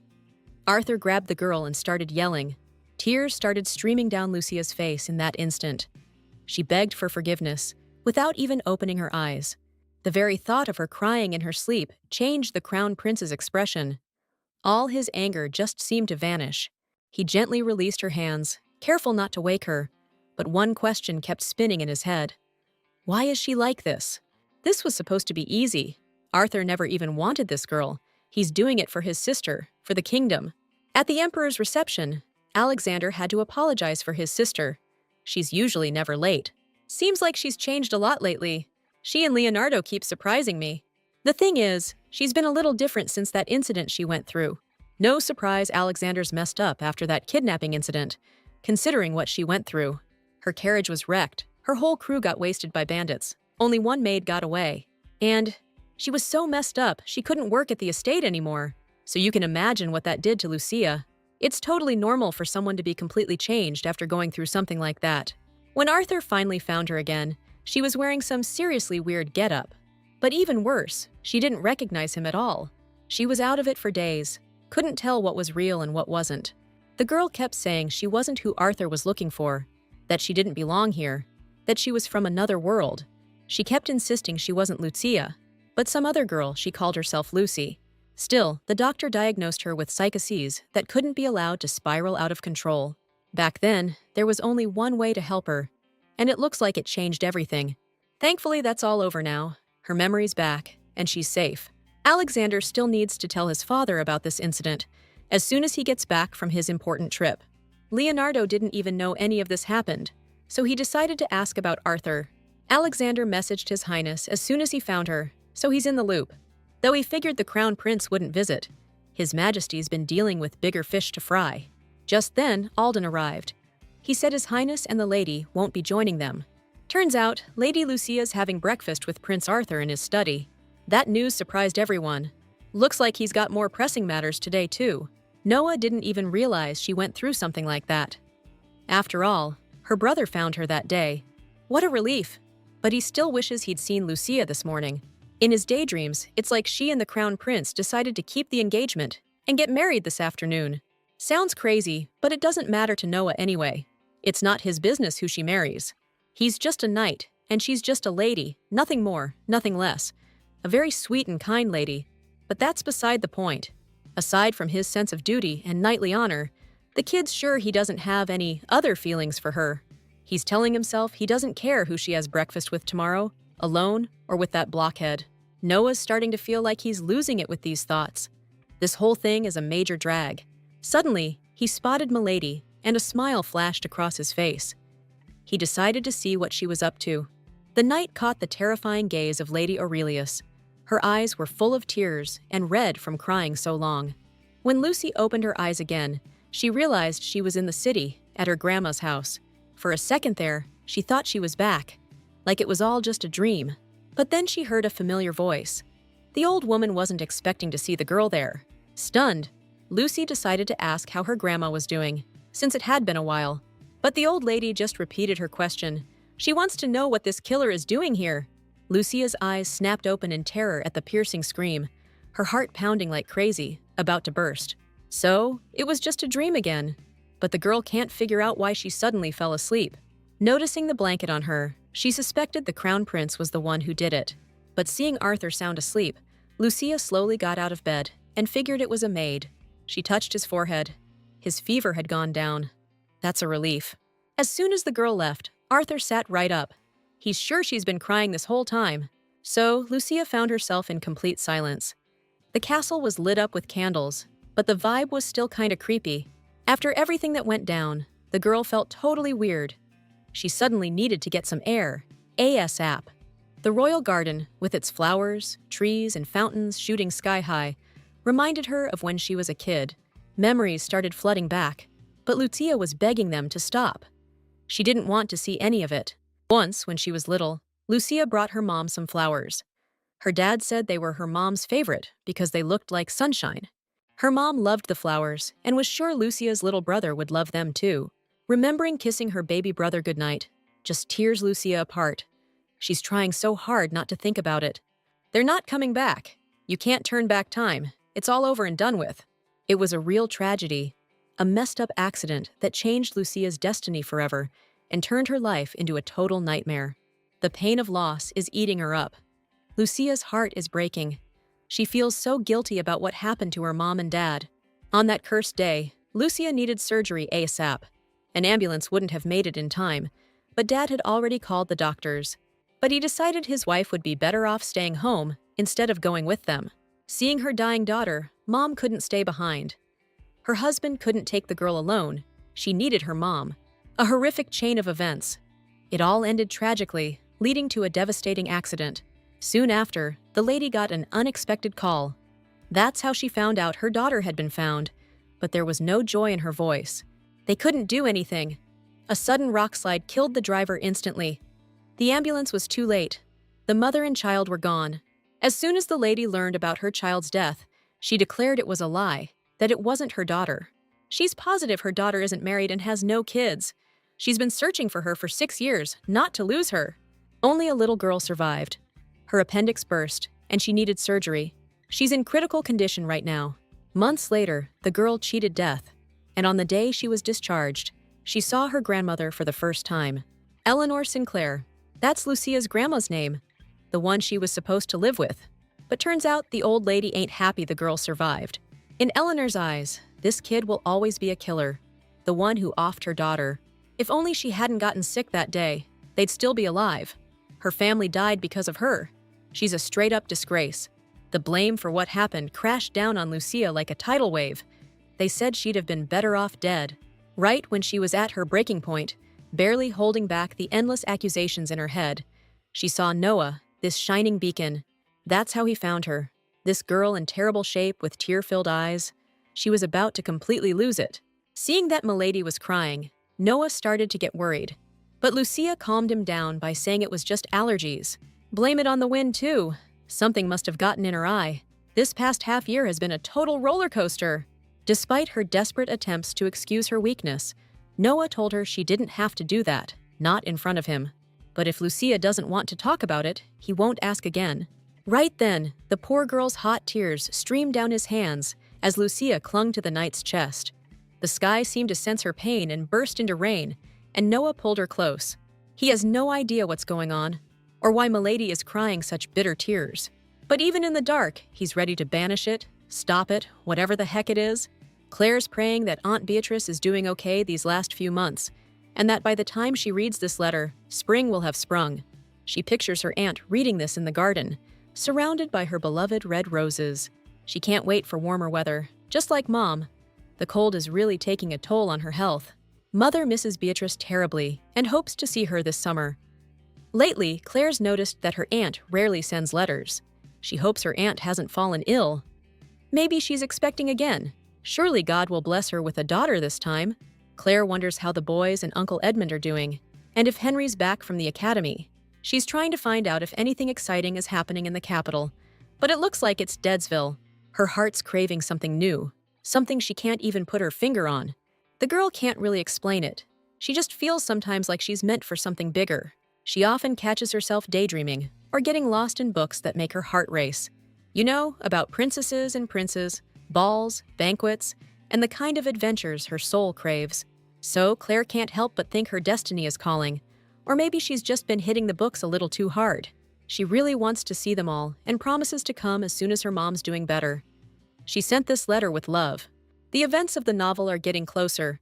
Claire has been patient enough all this time. Right now, Claire's living with her sick mom way out in the sticks. Her mom won't be around much longer, and after that, she'll move in with her aunt. Claire sends letters every 3 months. All she had to do was make sure nobody else read them. And since she's already here, nobody's gonna be looking for her anyway. Everything's going exactly as planned. The only thing the girl doesn't get is, she's gotta know what happened back then. Arthur didn't recognize Claire. They'd met as kids, but the next time they ran into each other, he fell head over heels. Milady figured it was because she barged into the story. This was supposed to happen at the royal engagement with Lucia anyway. Claire's totally lost in thought, trying to figure out why this girl looks so much like her. She knows that's what she meant. But it's totally unexpected that this girl would look exactly like Lucy. Claire almost thought she was here too. That's a joke, right? Why would she show up in Claire's book? Lucy can't show up. It would change everything. Claire won't let it happen. This is her book, her world, and it's all hers. What a surprise to see my dear cousin visiting at this ungodly hour. Turns out Mom and Dad took the boys and left, so he figured they could grab some breakfast together. Time for Claire to take charge. She's got a place she wants to hit up today. This morning kicked off with a hunt for that little rascal skipping class again. It's all because of Prince Leo. The maid thinks he's got no business being in Lady Lucia's room. The second the maid burst into the room, the prince dove for cover near Lady Lucia's bed. He asked the young lady for a favor, wanting her to keep quiet for him. The next morning, Lucia couldn't stop replaying last night's events in her head.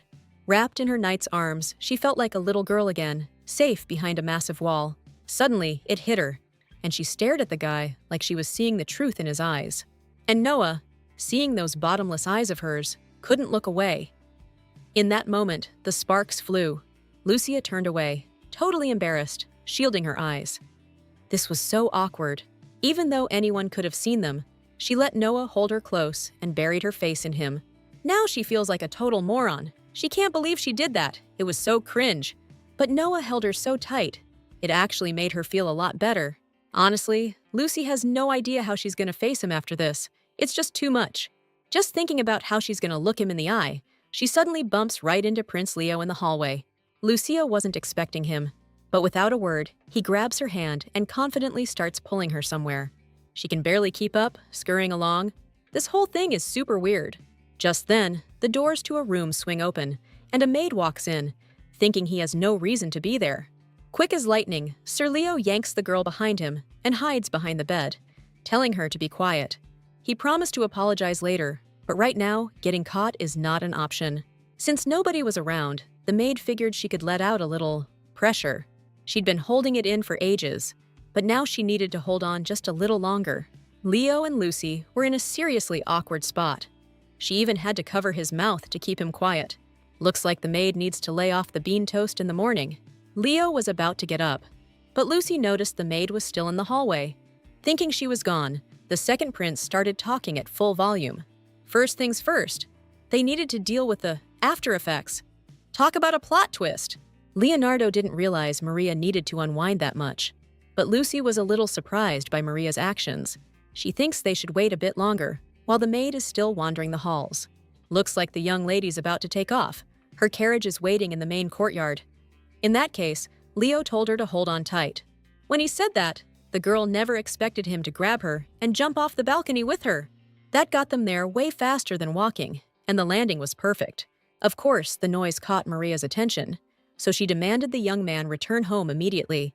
But Sir Leo never did go back. He and Lucia left the palace walls together. This dream is beautiful. The whole field is covered in flowers that look like sunshine. Leonardo has to admit, this view is way better than any dusty old book he was supposed to be reading. Like a flower blooming, Lucia shone with happiness beside him.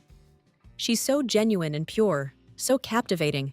Seeing how happy she is, Noah feels something strange inside, like he's happy too. The journey was quick, and soon they arrived at the kingdom. Sir Leo got out of that mess pretty easily, thanks to Lady Lucia. Now that he's landed in this sweet little town, he's not gonna miss the chance to ask her to spend the day with him. Meanwhile, Theodore's condition is going downhill fast. His body's in serious pain and just feels awful. Hearing a knock at the door, he quickly tied his robe so nobody would see him like this. The servants who came in said the carriage is ready, his brother's waiting, and the lady left with the second prince and the knight already. In that case, Theodore decided to get dressed by himself and sent the servants away. He just can't figure out what that girl's up to and why the crown prince requested a private breakfast with her. Obviously, if he did know, he wouldn't have let it happen. The question is, could what Alexander told him yesterday mean she's not guilty? Alexander wouldn't lie. Either way, her being around could actually work out in Theo's favor. If Dad and Alexander found out where the real Lucia is, they'd bring her back. Theodore doesn't want that. This Lucia is way easier to deal with. But out of everyone, why is she with the second prince? Makes you wonder if he really doesn't know who she is. Overjoyed to see his brother, Alexander hugged him, but Theodore immediately clutched his stomach in pain. The older brother started worrying that he was wounded, but Theodore just wants to get home ASAP. That's when he suddenly came face to face with a young woman who, upon seeing him, called out his name. At first glance, it seems like the guy's never seen this lady before, so he figures he should find out who she is.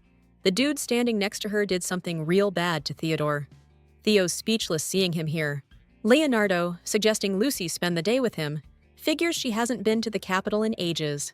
He noticed how totally blown away she was the second they crossed the city gates. Truth is, Lucia's never been here. This is the capital. The village she used to go to wasn't even close to this big. To be honest, Leo himself hasn't been here in a while. He doesn't often get to escape Maria's clutches and have some fun. Talking about a break made Lucy realize that Noah hadn't had a single day off since he became her knight. Besides, she's not exactly thrilled to go back to the estate right now, not after what happened with Theodore. Now, the second prince is waiting for her answer. Is she ready to have a really good time with him today? Leo's being so sweet, charming as all get out. He even promised to protect her. All this time, Noah figured Lucia would never go for it, but his jaw dropped when he heard her say yes. She sent the second prince on ahead. He said he was going to find something for breakfast first. Noah's super curious why this guy is so hung up on her. She's his brother's fiancée, but he's laying it on thick. The knight was hoping to stay and keep an eye on them, but her order to go get some rest hit him hard. When Lucia suddenly asked how long it's been since he became her knight, Noah thought she was going to fire him. Horrible thoughts flooded his brain. Could this be because she absolutely loathes him after yesterday? Turns out, Milady gave him some time off. Noah's been killing it as her knight. He's always been so sweet to her, and she feels like she hasn't been kind enough in return. Realizing she's never given him a break, she's sure he's got things he wants to do. That's total BS. The lady's been nothing but good to him. Anyway, Noah's her knight. He's got to be by her side, that's his job. He doesn't need a vacation. But the thing is, her loyal Sir Noah is more than just a knight to Lucia. He's her dear friend, and she wants to be his friend too. Leo's back already.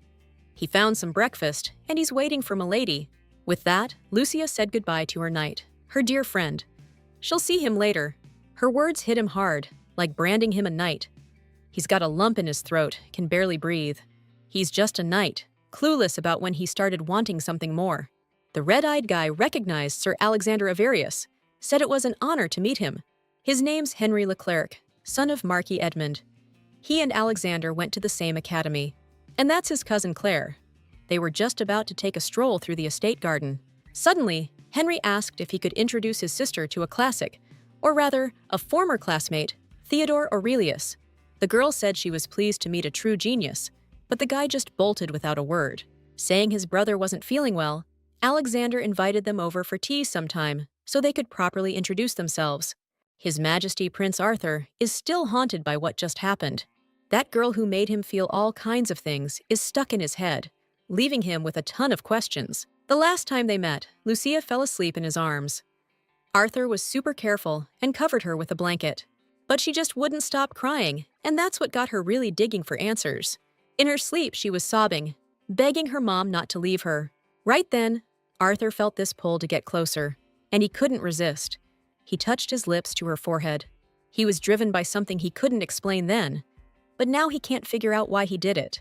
He doesn't get what's wrong with him, because this isn't like him at all. But, more likely, she's the one who's off, like she's a totally different person. The things Lucia does, the way she talks, even the way she smells, it's all different.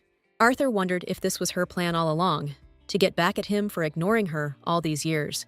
Or maybe she really doesn't want anything to do with him, just like that. There's no way she's in love with someone else. No way that's true. The Crown Prince had never seen her cry before. She looked so damn cute, he's totally losing it. Time for my meds. That herbal bath must have helped. I'm feeling a lot better. Just gotta take this stuff and then it's back to dreamland. The butler said he'd let those unexpected guests know that His Highness isn't receiving anyone right now. That's a bummer. Sounds like the lady was really hoping to see him.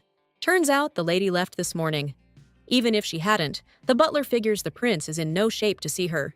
That's Lady Claire, Claire Asteria. Arthur's never heard that name before. This gorgeous garden is the perfect place for a first meeting. The weather's incredible. Soon Claire will meet the crown prince. Plus, she already saw that little hothead Theo. He's acting exactly like he does in the book. Pretty soon he'll be head over heels. Claire will have him wrapped around her finger. And Alexander's so polite, even more gorgeous than Claire imagined, and taller. Still, it's a damn shame he's gonna kick the bucket so soon. After that whole misunderstanding, Alexander demanded an explanation from his brother, like yesterday. But Theodore's in no shape to talk. He's feeling rough and needs to lie down, ASAP. Alexander ain't letting him get away with that. You don't just bail when someone's talking to you. He's done putting up with his brother's crap. He's not a kid anymore. From now on, Theodore's gotta play by the rules, even the ones he thinks are BS. He's a duke's son, and he needs to act like it. The marquise's son and niece dropped by. The lady was insisting on seeing Arthur. Said they knew each other as kids. She was bummed she missed saying hi at the banquet. Sounds like she just rolled into town. Arthur doesn't know any Claire. But if she's the marquise's niece, he's betting their paths will cross again. So Lady Lucia's already split, huh? Guess that's got the crown prince all hot and bothered wondering when it happened. Like Rupert said, Lady Lucia took off with the second prince this morning. Maria was absolutely livid about it, too. The butler's surprised you didn't hear her screaming when those two jumped out the window. The young lady got lucky today. It's the festival, after all, which they're hitting up now that they're staying. Leo's sure Lucia knows about the festival, having lived here her whole life. But she claimed she forgot. It's obvious to the guy she knew about it. Every year, on the first day of summer, people gather to celebrate the harvest season. It's packed today, but the real party starts after sunset. For now, the second prince has asked her to dance. Since she doesn't know how, he asked her to wait here while he grabs some drinks. Lucia figures it's no big deal.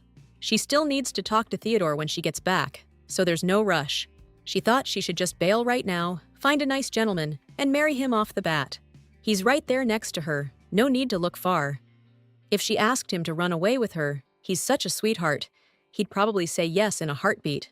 Only if he's not married, though. Lucia never asked, but now she's wondering. Not that it's bothering her, it's really none of her business. He's just her friend, and a knight, too. Either way, she doesn't really know anything about him. And honestly, she doesn't know anything about this place either. It's wild to think this used to be a book world. These people don't seem to recognize her or Leo, so at least for a little while, Lucy can just be herself. Cena's seriously amazing for coming up with all this. Suddenly, Lucy saw a little girl in front of her, holding out some flowers. She was so touched that it was a gift for her. She knows exactly what to do with them. Meanwhile, Leonardo popped into the nearest cafe to grab an orange juice to go. The guy sitting next to him noticed he was in a good mood. If he didn't know him, he'd say he was having a blast. Honestly, Leonardo's always a blast. It's kind of his thing. Gotta have some fun sometimes.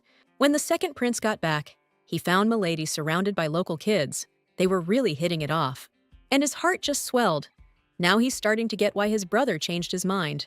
Fate's cornered the crown prince with a choice that'll change everything for him. For the rest of the time, Lucia and Leonardo had a great time together. He even helped pick out a new dress. Even the old guys smiled as they walked past, remembering when they were young and in love. This is the first day Lucia spent not stressing about problems since she got stuck in this world. It was a crazy day. They showed up right in the middle of the festival and ended up dancing under the moonlight. After the festival wrapped up, they hit a tavern that's serving strawberry beer for one day only. Lucia figures one beer won't hurt. Besides, she can barely even taste the alcohol.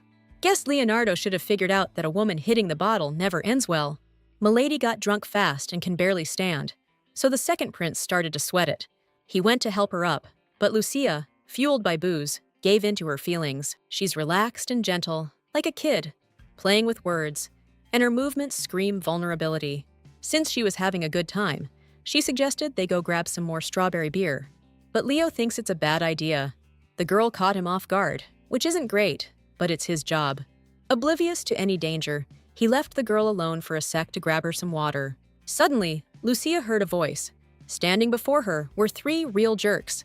It's those same guys she ran into the other night, the ones who were hassling her. Looks like the young lady's had a bit too much, so this dude's got to see what she'll do without her watchdog around. After those words, the jerk got a shoe right in the face, shutting him up real quick. Lucia paid that scumbag back, because only one person gets to call her that. The enraged dude barely took a step before catching another shoe to the face. His pride just took a dirt nap. This girl has no clue who he is, so she asked him to tell her a little about himself. It all ended with the guys thinking she was nuts and booking it out of there like scared little pups. Just then, Leonardo came out of the shop as a terrified guy suddenly bolted past him. Turns out, the young lady handled them better than Leo expected. He thought he'd have to bail her out. Before he could finish, Lucia suddenly threw herself into his arms and held on tight. Feeling safe, the girl couldn't hold it in anymore and just broke down crying on his shoulder. The second prince thought something was up, but the truth is, Lucy was just over the moon today. She didn't have to lie or worry about getting caught, or be wary of everyone. She was genuinely happy.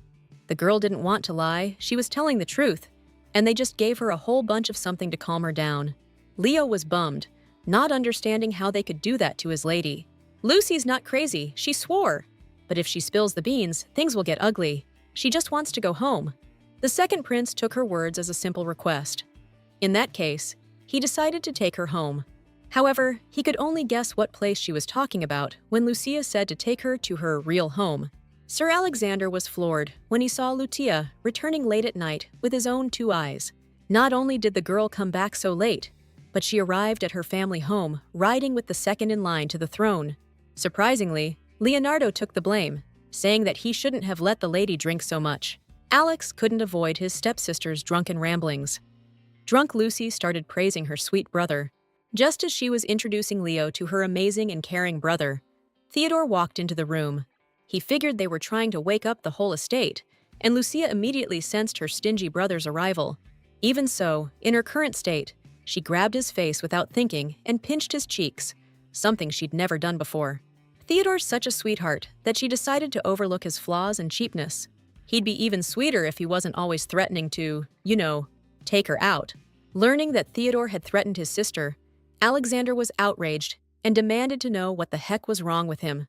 He doesn't want to be disappointed in his little brother anymore, but Lucia told him not to yell. According to her, he had a good reason, and she's sure Alexander would have done the same thing. After all, she's not the real Lucia. After those words, Theodore immediately covered his sister's mouth and went to take her to her room, saying she was totally wasted.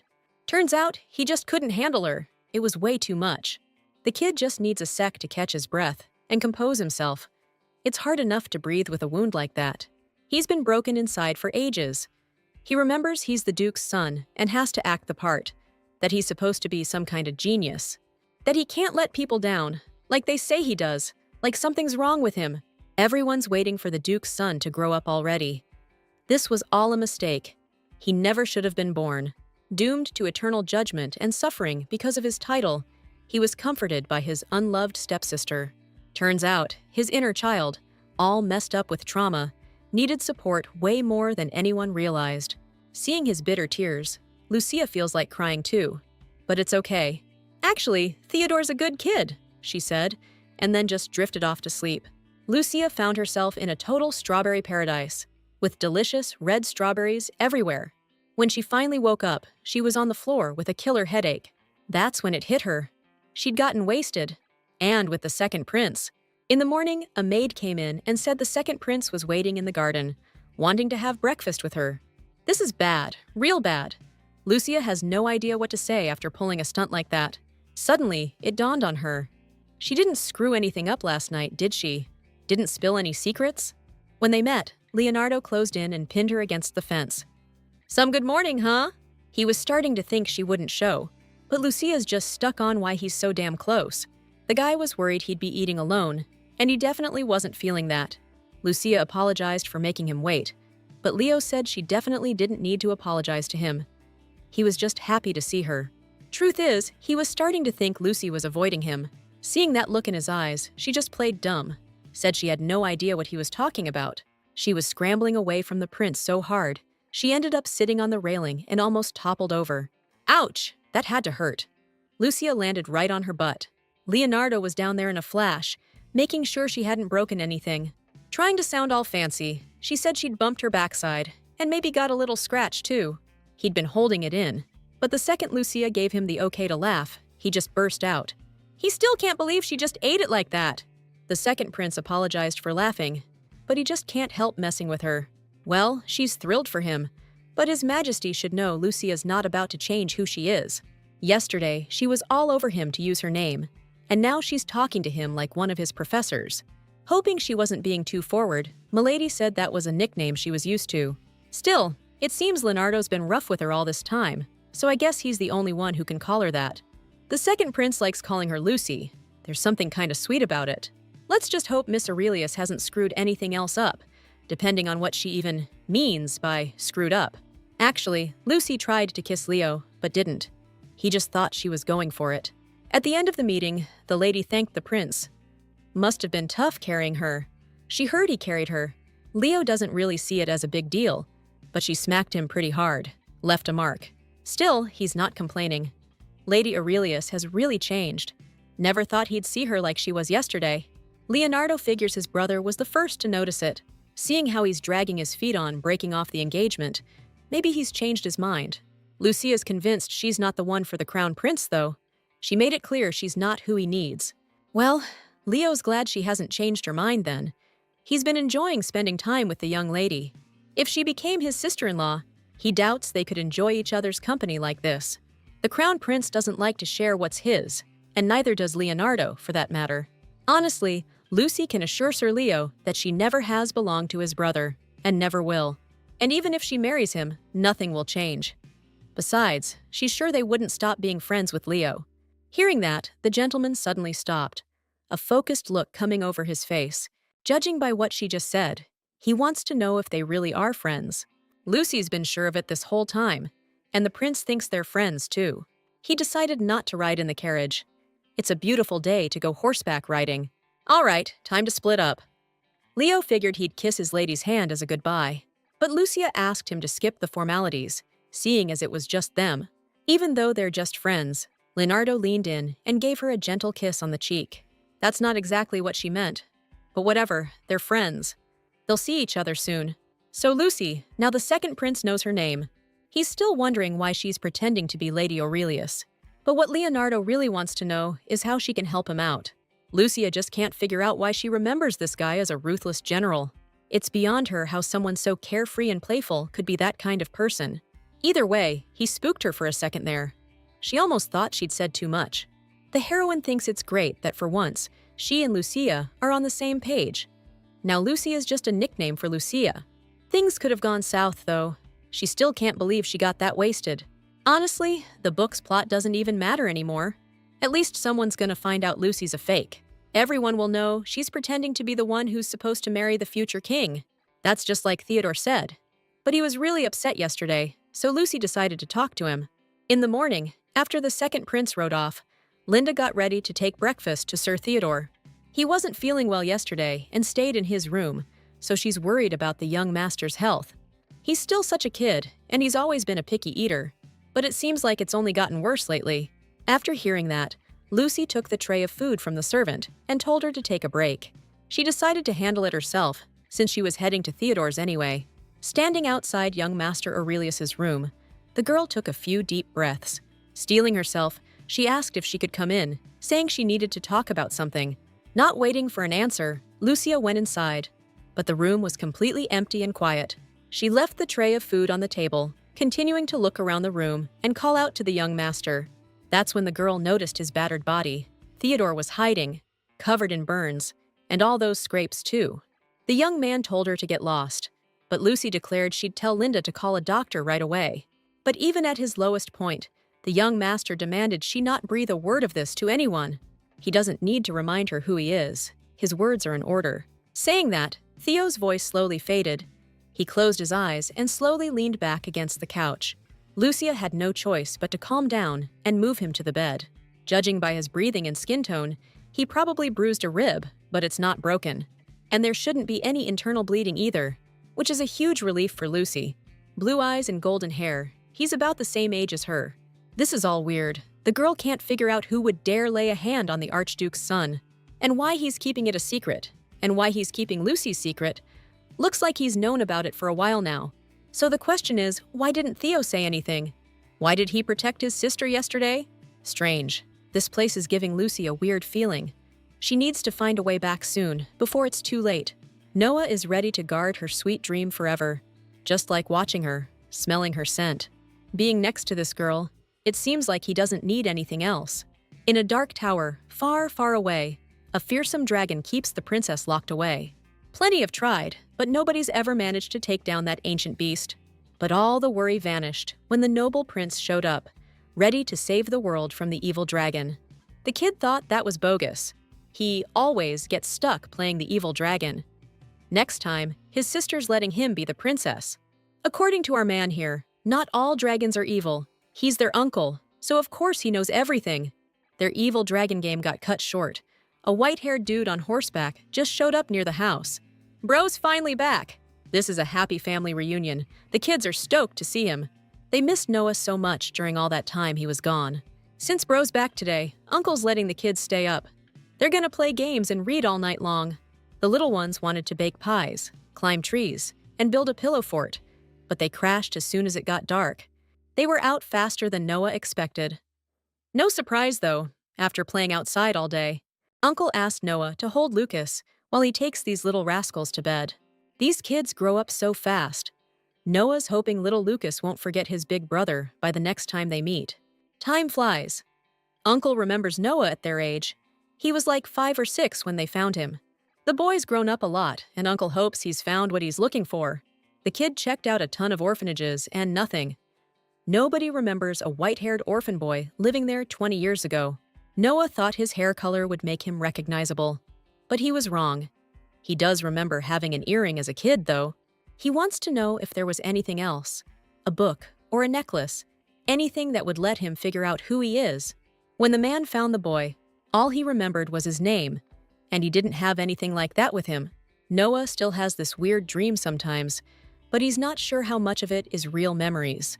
The dream's blurry, but he sees this beautiful place, destroyed by fire. He also sees a woman hugging him, and it looks like it's his mom. You'd think his imagination was just messing with him, playing a cruel trick.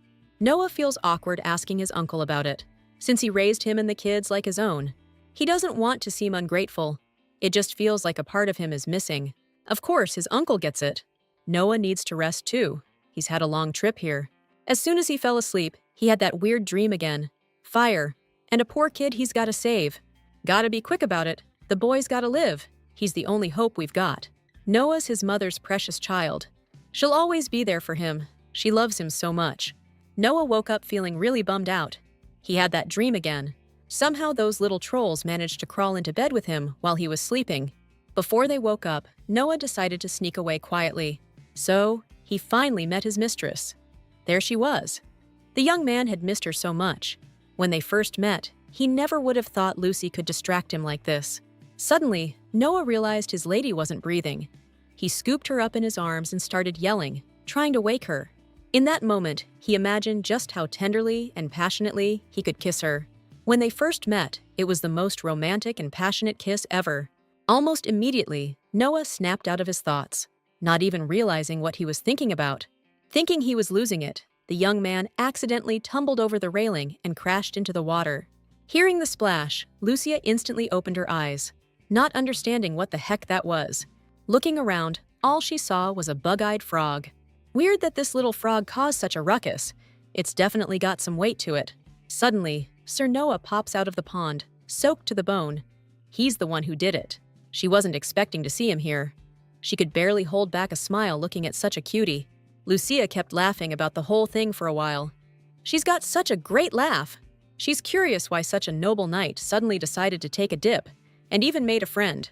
Noah's glad she's amused, even if he catches a cold. It's worth it to hear her laugh. But Lucy won't let that happen, because she needs her knight. Finally, she was able to give him back his cloak. He gave it to her when they first met. Remembering the day they first met, the knight decided to tell her something. Actually, it wasn't the first day they met. That night, Noah first met this girl. She almost drowned. Weeks before they officially met in the city, he pulled her out of a lake in the middle of the woods. but nobody was supposed to be swimming there. The kid heard a splash, like Lucy just materialized out of thin air. She was unconscious and wearing some weird getup, so while she was out, Noah stayed with her. He was waiting for Lucy to wake up so he could take her home, but he had no clue who she was or where she lived. Okay, so here's where our knight gets into the part Lucy's gonna think is super creepy, but he's gotta tell her. Truth is, when he pulled her out, she wasn't breathing. He was about to try and revive her, but she woke up first. The day Lucy landed in this world, the man who saved her was Noah, which means he can take her back there. Noah's a stand-up guy, her noble knight, the one her lips seem drawn to. Lucia's absolutely certain now. She's incredibly grateful to him, and the day he saved her was a stroke of pure luck for her. When Lucia kissed him, his breath caught in his throat, like the whole world just froze. Just one tender smile from her makes the knight's heart race. He can't believe she actually kissed him. A magical moment, like a spring unwinding, the world fades away, giving an unforgettable feeling of forever and budding love. In that moment, when excitement and tenderness became one, leaving a trail of goosebumps, Noah thought he was a goner. Looking at these pretty wildflowers, it feels kinda dumb to give them to her. Noah doesn't think she'll like them. They're just weeds, common wildflowers. But then again, he can't just give her some proper flowers either. It's just not right for some humble knight to do that. It's mind-blowing how she could just do that. This is bad. Noah might start wanting more, so he doesn't know how to deal with it. While Lucia was getting dressed, she put a scarf on her head and suddenly noticed a flower on it. It was immediately clear it was Noah. That guy's always so good to her, and she wants to give something back. Knowing he'd be hungry, Lucy whipped up some toast with fresh greens, tomatoes, and eggs. She decided to make it, hoping he'd like it. But for some reason, making simple sandwiches used up so many dishes. Deciding to put it on a nice plate, Milady spotted some decorative plates on a high shelf. It's perfect. Lucy just needed to reach a little further, so she stood on her tiptoes. It looks like she's stretching even more to get the plate. Both her feet are balanced on a tall, wobbly stool. Suddenly, the stool legs wobbled. The stool tilted, and she felt herself falling fast. Just when it seemed like there was no hope, Noah mysteriously appeared, and she landed right in his arms, his head filled with worry. He's super concerned that his milady didn't get hurt anywhere. In that moment, Lucia looked at her savior and got lost in his eyes, like she'd been hit with a surge of light and warmth. Noah's heart pounded, every beat shaking him to his core. He never believed in love at first sight until it blindsided him. He caught her pretty good, so she thanked him sincerely. But the fire in the young man's heart was already raging. He gazed into his mistress's eyes with a special, tender feeling. Right now, more than anything, he wished his lady would be careful, because this was dangerous. Just then, Leonardo briefly dropped the happy-go-lucky act and showed his cold side, like a dark secret hung over him. After a clean hit and a job well done, he wiped the blade clean with obvious satisfaction. The first crown prince noticed his presence. Hearing his voice, Leo instantly hid the dagger. It's his dear brother, His Royal Highness the future king himself. Arthur heard Leo didn't return to the estate last night, so he wants to know where he was all night. Crimson Lion's flattered that his little bro was worried about him, though he suspects he was really worried about someone else. Besides, he's curious when His Majesty started giving a damn about what he does. All the Crown Prince wants is for Prince Leonardo to answer him honestly. Was he just now with Lady Lucia? Leo's eyes showed disappointment. It's dumb that the future king is worried about some woman. Hearing that, His Majesty Arthur told his brother to watch his mouth. She's his betrothed and future queen. And what's more, she'll never be just some woman to Leo. But Crimson Lion just smirked in response. He wouldn't be so sure about that. Grabbing his brother by the collar in anger, the Crown Prince gave him one last warning. But there's something else Leonardo knows. Lucia isn't Arthur's bride anymore, is she? After those words, the second prince saw the most delightful look on his face. It's hilarious to see his brother like this. In that case, congrats to the future king, because nobody likes a political marriage. Come to think of it, Big Bro's pretty lucky. If Leo remembers right, he didn't even like Lady Aurelius. But now it seems like things have changed. Noah's still holding the lady in his arms, and Lucia's already wondering when he's gonna put her down. Just when she asked him to get a plate, like he heard them talking, the plate came crashing down right on the knight's forehead. Luckily, Noah didn't get cut, but he's got a nasty bump on his forehead now. Lucia's sure he's gonna have a bruise, but the guy definitely knows he deserved it. Feeling guilty, she said she wanted to make him sandwiches on a pretty plate, but she ended up smashing the plate on his head. Even in that situation, Noah said it's all good. This guy's such a stand-up dude. He still can't quite believe the lady made him food. Just thinking about it makes him feel all warm inside. Lucia's actually terrible at cooking, but she's really hoping the knight will like what she made. But for Noah, it's perfect. He seriously said it's the best sandwich he's ever had in his entire life. The lady is so happy that Noah's back. Truth is, he feels the same way. He's a pretty simple guy. He seems cold and serious, but he's really not like that at all. He's an open book. While Lucia was writing about that, Linda came into the room with some good news. Turns out, His Royal Highness the Prince is inviting her to dinner at the palace tonight. Lucy figures he must be feeling better, which is good. She needs to talk to him too. Honestly, Linda is so happy for her lady. She says the prince has never sent an invitation like this before. He even wrote it himself. They don't have a second to waste, so the maid immediately went to get Lady Giulietta. Linda is over the moon because her lady will be getting married before they know it. She really cares about Lucia, but honestly, it's almost a good thing this happened. She's hoping nobody screws things up this time, and Arthur will finally tell her when he's announcing the breakup. His Majesty's super stressed today. Even Rupert noticed something's up. Hard to stay calm clutching this ring. Maybe it's just a little hiccup, that's all. Today's definitely a pressure cooker. People are locked and loaded, waiting for His Highness's orders. Sir Arthur's sure his instructions were crystal clear. Tell the fleet to turn around and find the princess. He'd love to go with them, but he's got to handle things here. The prince already told the ambassadors about calling off the engagement. They weren't thrilled, shocker. But until their prince is on the throne, Arthur only answers to the emperor. Hearing that the prince's coronation is coming up, and the Western Kingdoms is right around the corner too, Magnus decided he wants to head to the capital. That's the plan, and Arthur's gonna send him off not as a prince-in-waiting, but as the king. Besides, Magnus couldn't care less about the council's potential objections. Once the crown prince is crowned, the council won't be able to do a damn thing. It's time for Arthur Felix to take control of the empire. As captain of the guard, Magnus wouldn't dream of questioning the crown prince.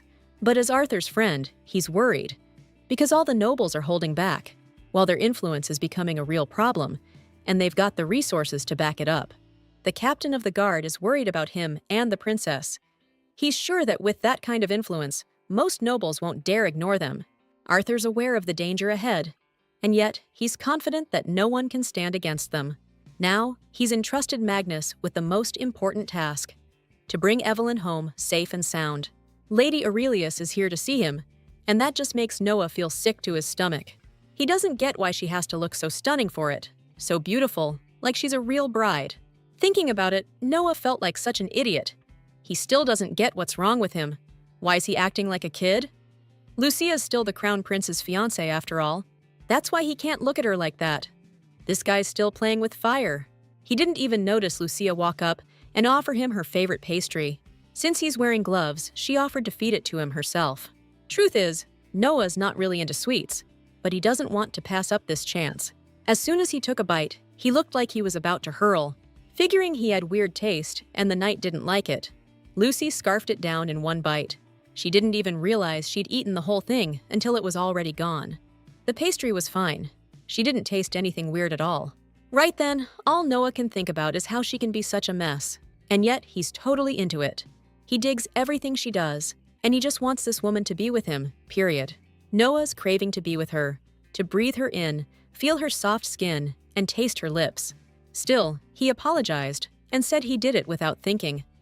Lucia didn't even realize she had gotten dirty. She was surprised by that and has no idea why he did it. Praying he wouldn't say those words, Noah suddenly started hiccuping. He clearly hiccups when he's nervous. Now, Milady is absolutely sure that's the reason. But the young guy is trying hard to prove it's all just a ridiculous coincidence. The crown prince witnessed their cute little chat, and inside he just crumbled when he saw Lucia smile. So then, out of nowhere, he came up behind Milady and gently touched his lips to her shoulder. Lucia jumped. She was so startled. She got so freaked out she almost fell. But luckily, Arthur caught her with his strong arms. Eclipse be damned. The emperor apologized to the girl, saying he didn't mean to scare her. Seeing the crown prince all over Lady Lucia, Noah flew into a rage and went for his sword. Lucia didn't have to wait long for him. but she'd appreciate it if His Majesty didn't do that again. In that case, Arthur apologized. He was sure she'd like it. He always wanted to be affectionate. At least he apologized, and she's glad to see him doing well. Sir Felix couldn't be feeling bad. His bride-to-be patched him right up. There's still some time before dinner, so he asked Milady to do him the honor of having a cup of tea with him, and he wants to ask her something. Since this should stay between them, Arthur asked her to dismiss the guard. He'll personally escort Lucia anywhere. The girl figures nothing bad will happen if Noah waits a bit. She's going to wrap things up quickly this time. Suddenly, the Crown Prince took charge and roughly dismissed the knight. Seeing him chase off her knight like that, she thought he was being such a jerk. It actually offended her. Without even asking Lucia, Arthur started to escort her to her room to talk, but he heard a protest from behind. The Crown Prince turned around, thinking he'd misheard. But Noah had actually confidently said no. Those words really got under the Crown Prince's skin. He's seriously wondering who this guy thinks he is. He's just a guard, a soldier, a servant, and servants don't get to butt in when His Majesty gives an order. So Arthur asked again, "Who does this kid think he is, ignoring him like that?" It's actually simpler than it seems. Noah is his lady's knight and follows his lady's orders, and only his lady's orders. That's not what Lucia wanted. He's just gonna get himself in trouble. So, desperate, she stepped in front of her knight. Noah only trusts her, so Arthur told him to do as His Highness commands. Lady Lucia is safe in the palace, so she thanked her knight for his concern. A loyal knight never contradicts his mistress.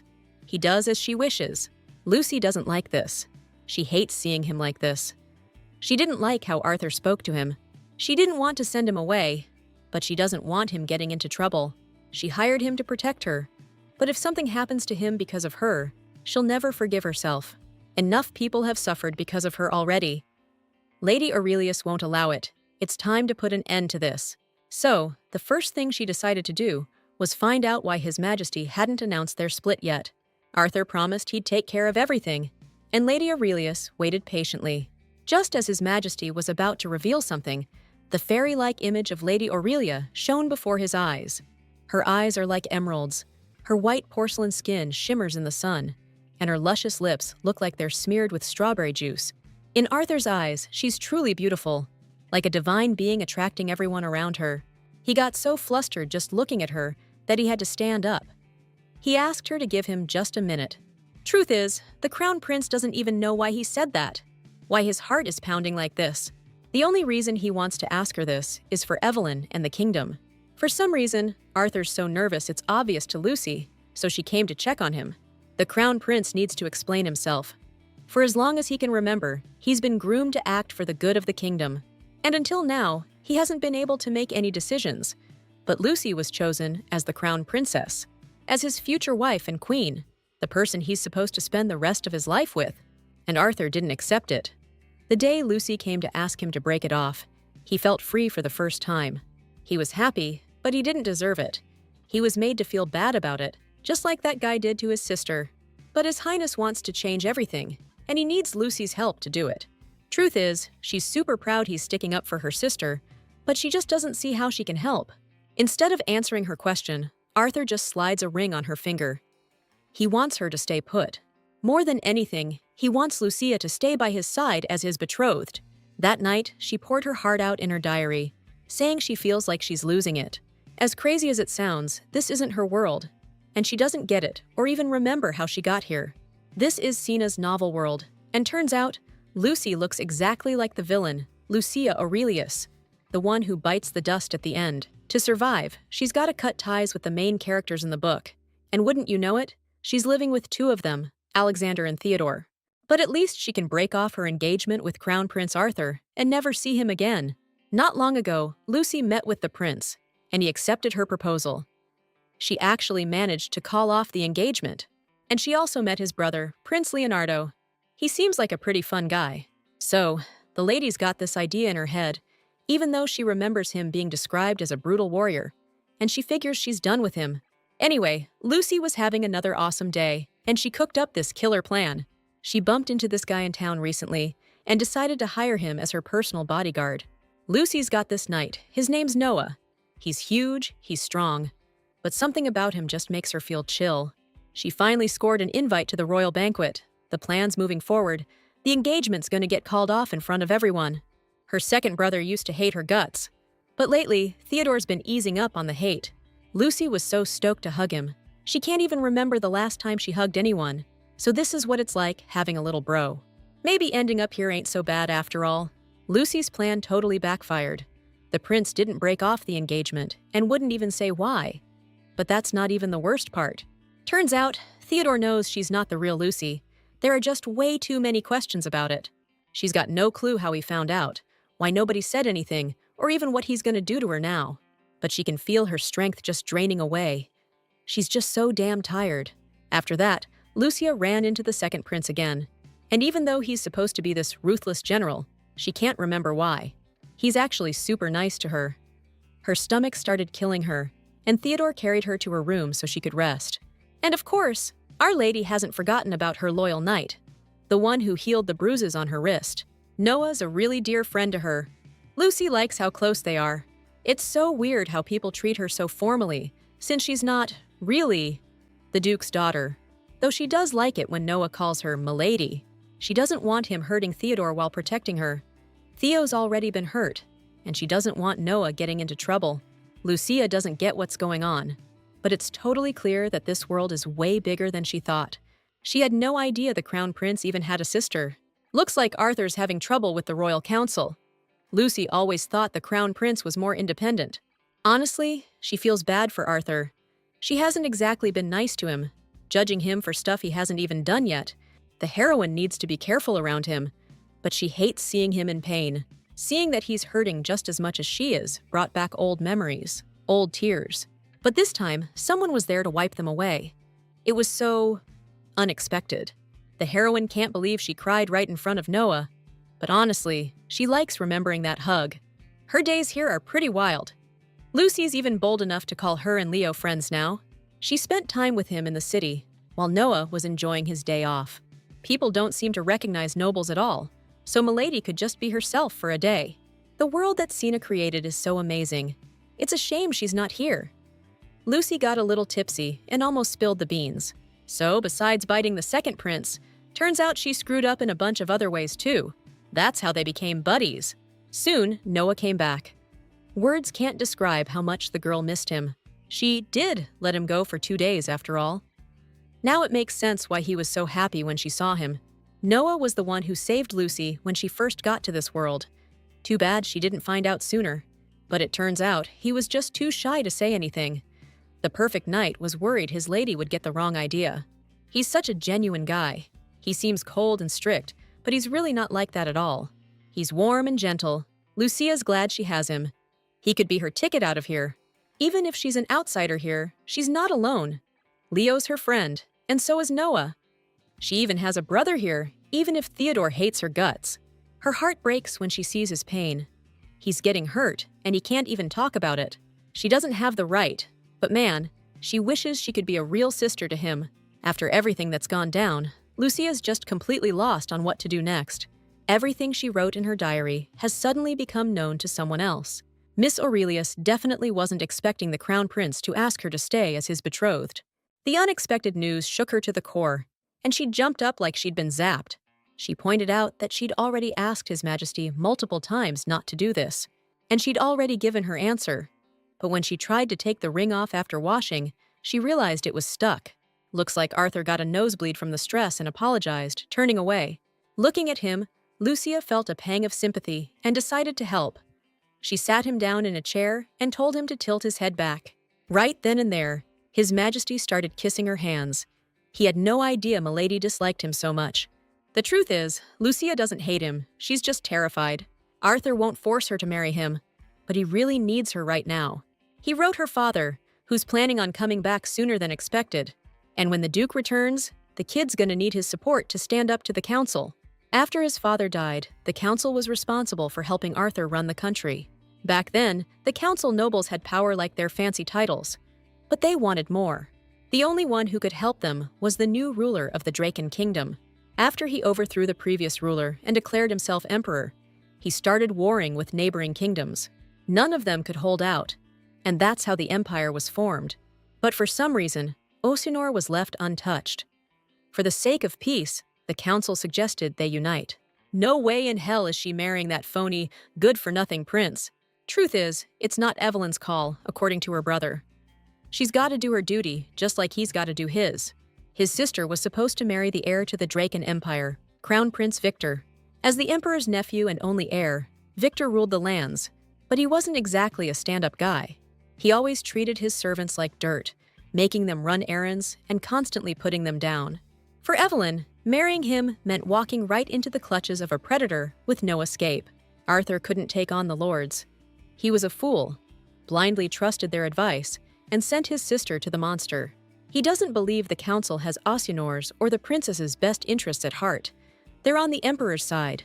If they turn against him, it's only a matter of time before Ossianor and Draken are at each other's throats. But Lucia's father has the power to stand up to the council.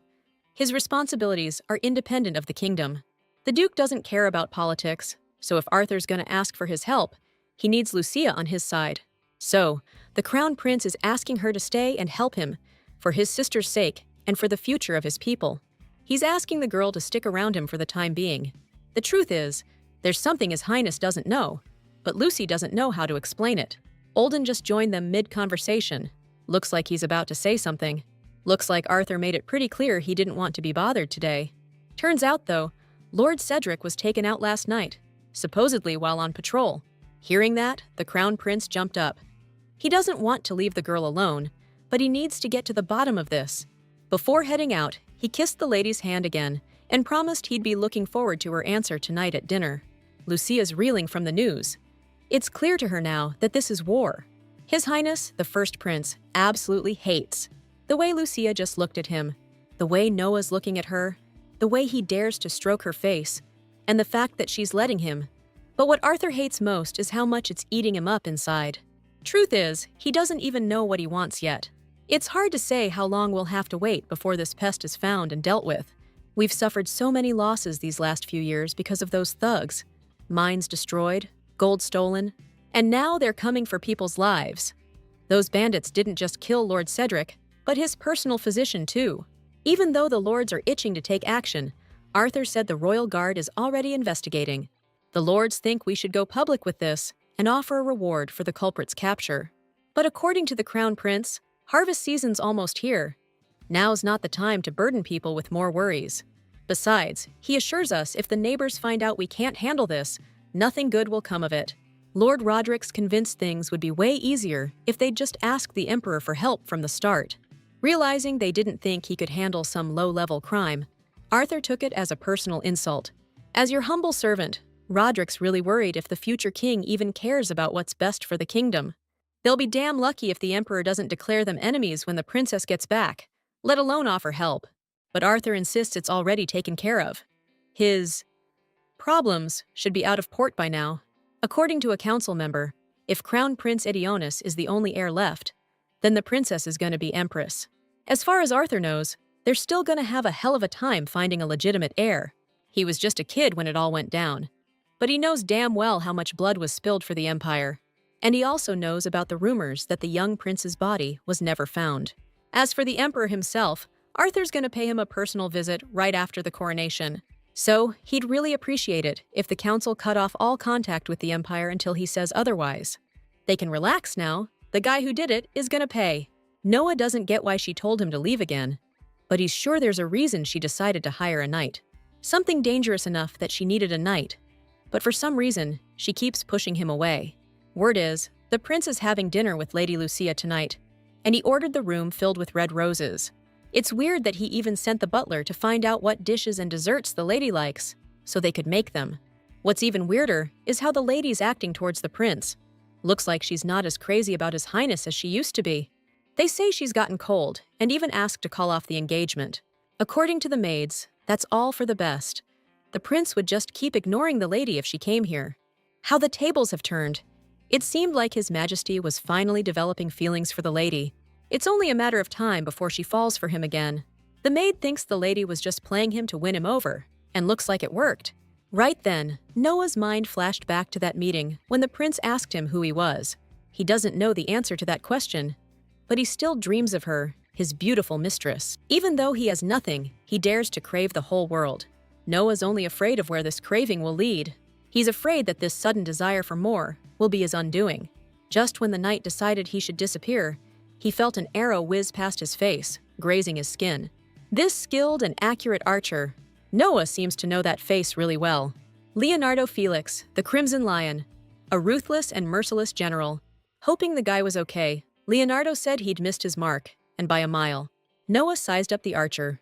Didn't see anything to worry about. Just like Leo said, he totally whiffed the target. The second prince recognized the guy. He's his young lady's knight. If your highness is referring to her grace, Lady Aurelius, then yes, Noah is her personal knight. That's kinda weird. If the knight's here, Lucia's gotta be somewhere with Leo's brother, and she probably ditched her guards. The second prince decided to speak his mind. He needed someone to bounce ideas off of. Since Noah wasn't exactly busy, he asked him to show him what skills the young lady saw in him to make him her personal knight. It's a matter of pride, proving his strength. There was a spark between them, and they sealed the deal with a handshake. Noah agreed without hesitation. He needed to blow off some steam anyway. This is Leo's perfect chance to see what this mysterious dude is really made of. Lucia's in rough shape right now. She still can't get that ring off. Seems totally different than what happened in Cena's story. He's in a pretty tight spot. His Majesty definitely needs Lucia's support, but she's clueless about what'll happen if she says yes. If she pretends to be his fiancé, who knows if she'll get caught, or what exactly a crown prince's fiancé even does. Doesn't seem like His Majesty proposed, because he actually wants to get hitched. Girl can't do it, but turning him down feels just as impossible.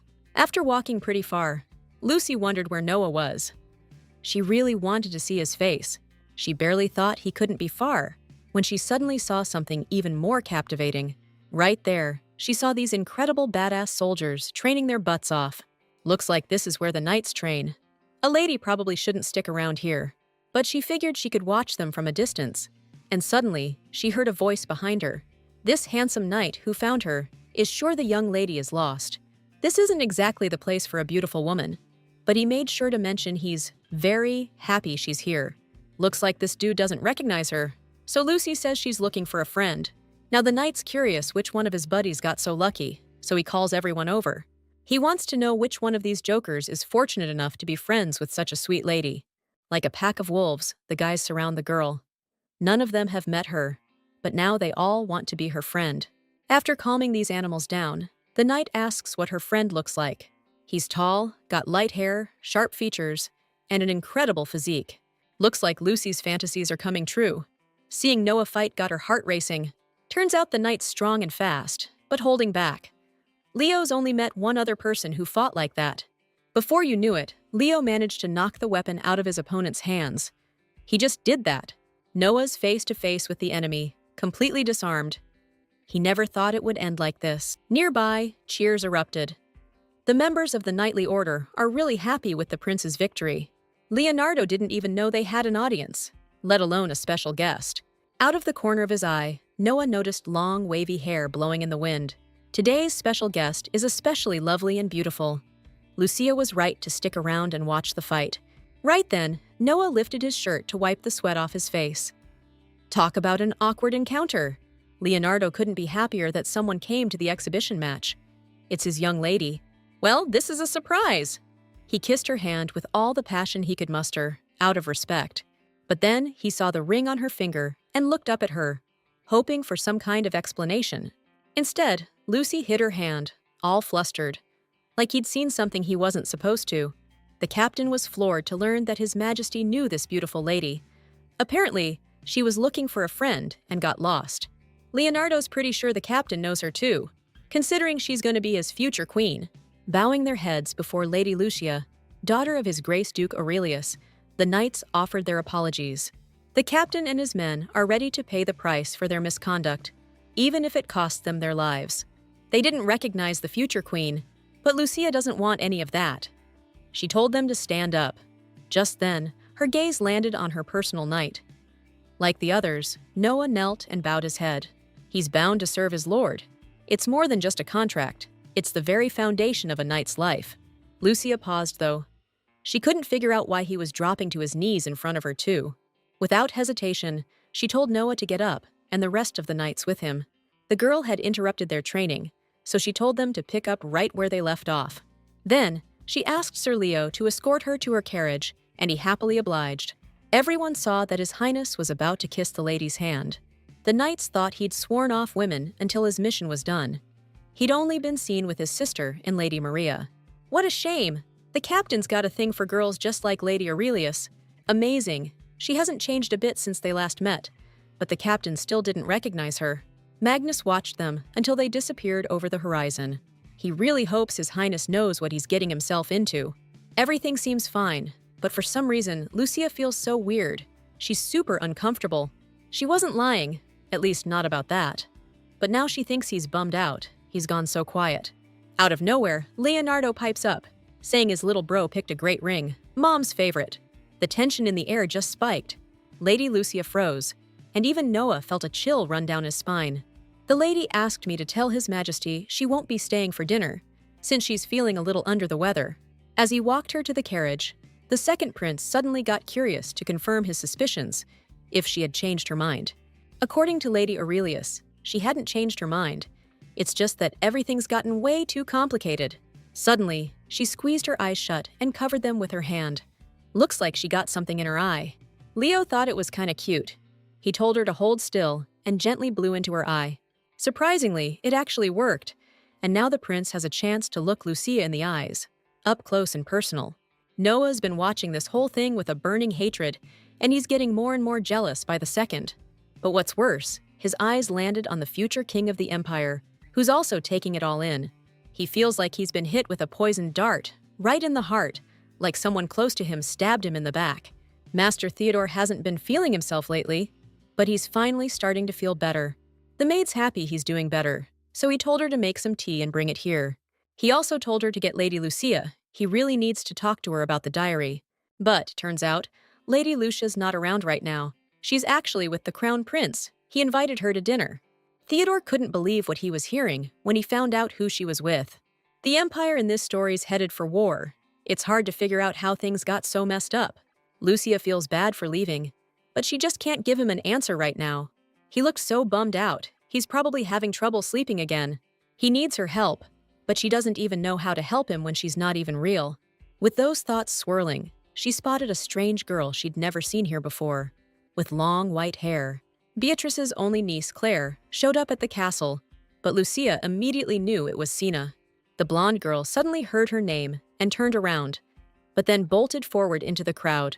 Trying to call out to Sina, Lucia ordered the carriage stopped immediately. She was in such a rush she tripped and fell. Nothing else matters right now, though, because Lucy's absolutely sure that was Sina. She charged after her so fast, not looking around, that she didn't even notice the horse right in front of her. When it seemed like disaster was unavoidable, Noah was suddenly there like a gust of wind, grabbing her in his arms. Unbelievable! The knight saved his lady. A surprised crowd immediately gathered around them. Despite the searing pain, Noah remembered the lady with horror. She was badly hurt, seriously injured. Seeing her head busted open like that, the knight freaked out and started yelling, but Lucy said it was just a scratch. Scared for his lady's life, Noah begged her not to close her eyes and to keep talking, but Lucy could only think about what she saw. Whispers started up behind the injured girl. In this deadly situation, Noah just begged her to hang in there. Judging by her dress, they say she's a noble, so it's weird she'd jump out of a carriage like that. The thing is, Lucia would recognize Sina from a mile away. Linda can't even imagine what the lady was thinking, jumping right in front of the horse. Luckily, the lady only got a few scrapes and bruises, so the doctor thinks the freaked-out horse was the worst of it. He said the lady needs bed rest to recover. Lucia swore she was fine and would never do that again. Sir Noah took the brunt of it. Doc says the knight's insisting he's fine, doesn't need a doctor, and the lady should rest. But Lucia needs to see for herself. Plus, she hasn't even thanked him yet. Thinking he was just doing his job, Linda immediately tried to stop her mistress. She's certain it's not something a future queen should personally thank him for. And now the maid's gone to see their guest out and fetch Milady some more pillows. Before leaving, Linda just had to mention how amazing the new ring looks on Milady. Lucia totally forgot about it. She knows what she saw. It was Sina, she's sure of it. When the door opened, she thought Linda was back with the pillows.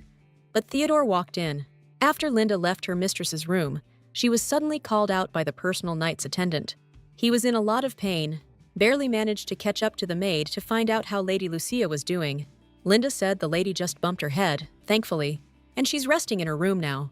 Noah's got cuts and bruises all over, but all he cares about is that the lady woke up.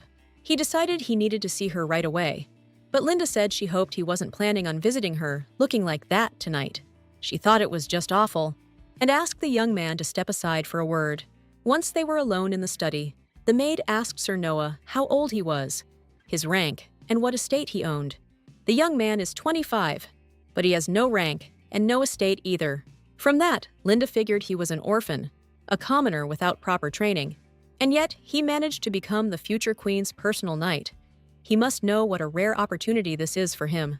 Then Linda figured he didn't realize how inappropriate his behavior towards the lady had been. But Noah doesn't get it.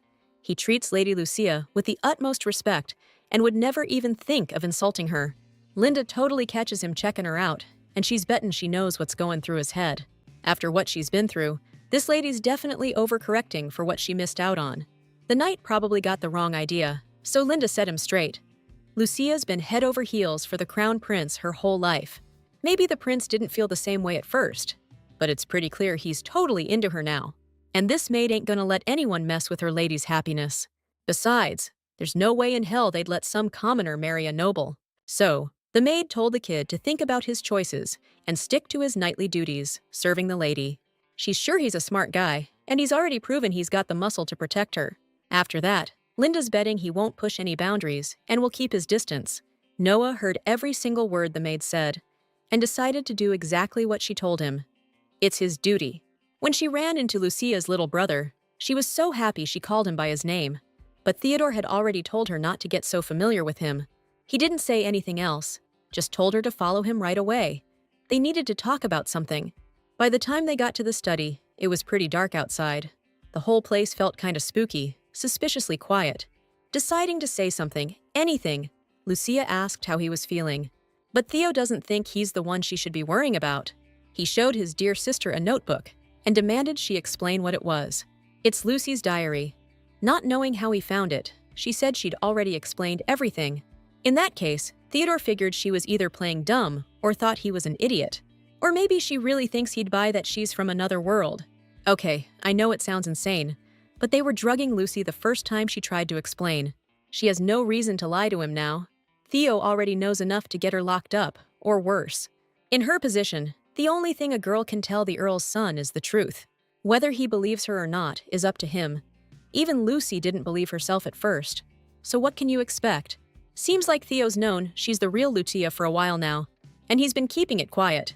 He even stopped her when she was drunk and about to spill the beans herself, so she figures he needs her for something.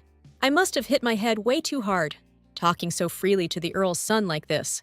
Leonardo isn't doing this fake lady any favors. Like she said, if they find out who she really is, she's toast. He's just delaying the inevitable because he thinks she'll be useful for now. That's what Eleanor Sinclair used to tell her when Lucy was a kid. Grandma always told her to be useful. Theo was trying to explain that he loathed Lucia and couldn't care less about the imposter. He doesn't want the real Lucia back, so he decided to let this girl take her place. She can be a perfect replacement. He'll mold her into Lucia Aurelius. It's a wonder she hasn't been exposed yet, considering she's acting nothing like the real deal. She wouldn't even dream of doing half this stuff. Theo's being generous, and Lucia should be grateful in this situation. And she is. But he's not exactly picking his words carefully. They agreed to start lessons tomorrow. Everything's just great. At least the girl's not dead. She'd seen it before, but her leg was super swollen, so she ended up falling to the floor against her will. Surprisingly, the callous and cold Theodore rushed over and helped the girl up. He's not helping her out of kindness. He just wants her gone ASAP, and she's moving like a snail. He decided to start the lessons in a week to give the girl a chance to recover. Just like he said, he's not doing it for her. He just doesn't want her hobbling around here. Either way, Lucy's grateful to her brother. That evening, the second in line witnessed the upcoming meeting with the future queen. He remembered the day she got something in her eye and thought she'd ticked him off. Leonardo can't even imagine how she could tick him off. Lucy's just a tool, the perfect pawn, just a means to grab the duchy and the crown. That evening, Lady Lucy occupied the thoughts of two people. The crown prince can't stop thinking about her. Every time he sees her, it's burned into his memory. but given his position, it's tough to do anything about it. Damn, he really set up a sweet little scene here. Leonardo didn't know his brother was such a romantic. He grabbed a bottle of wine and poured himself a glass.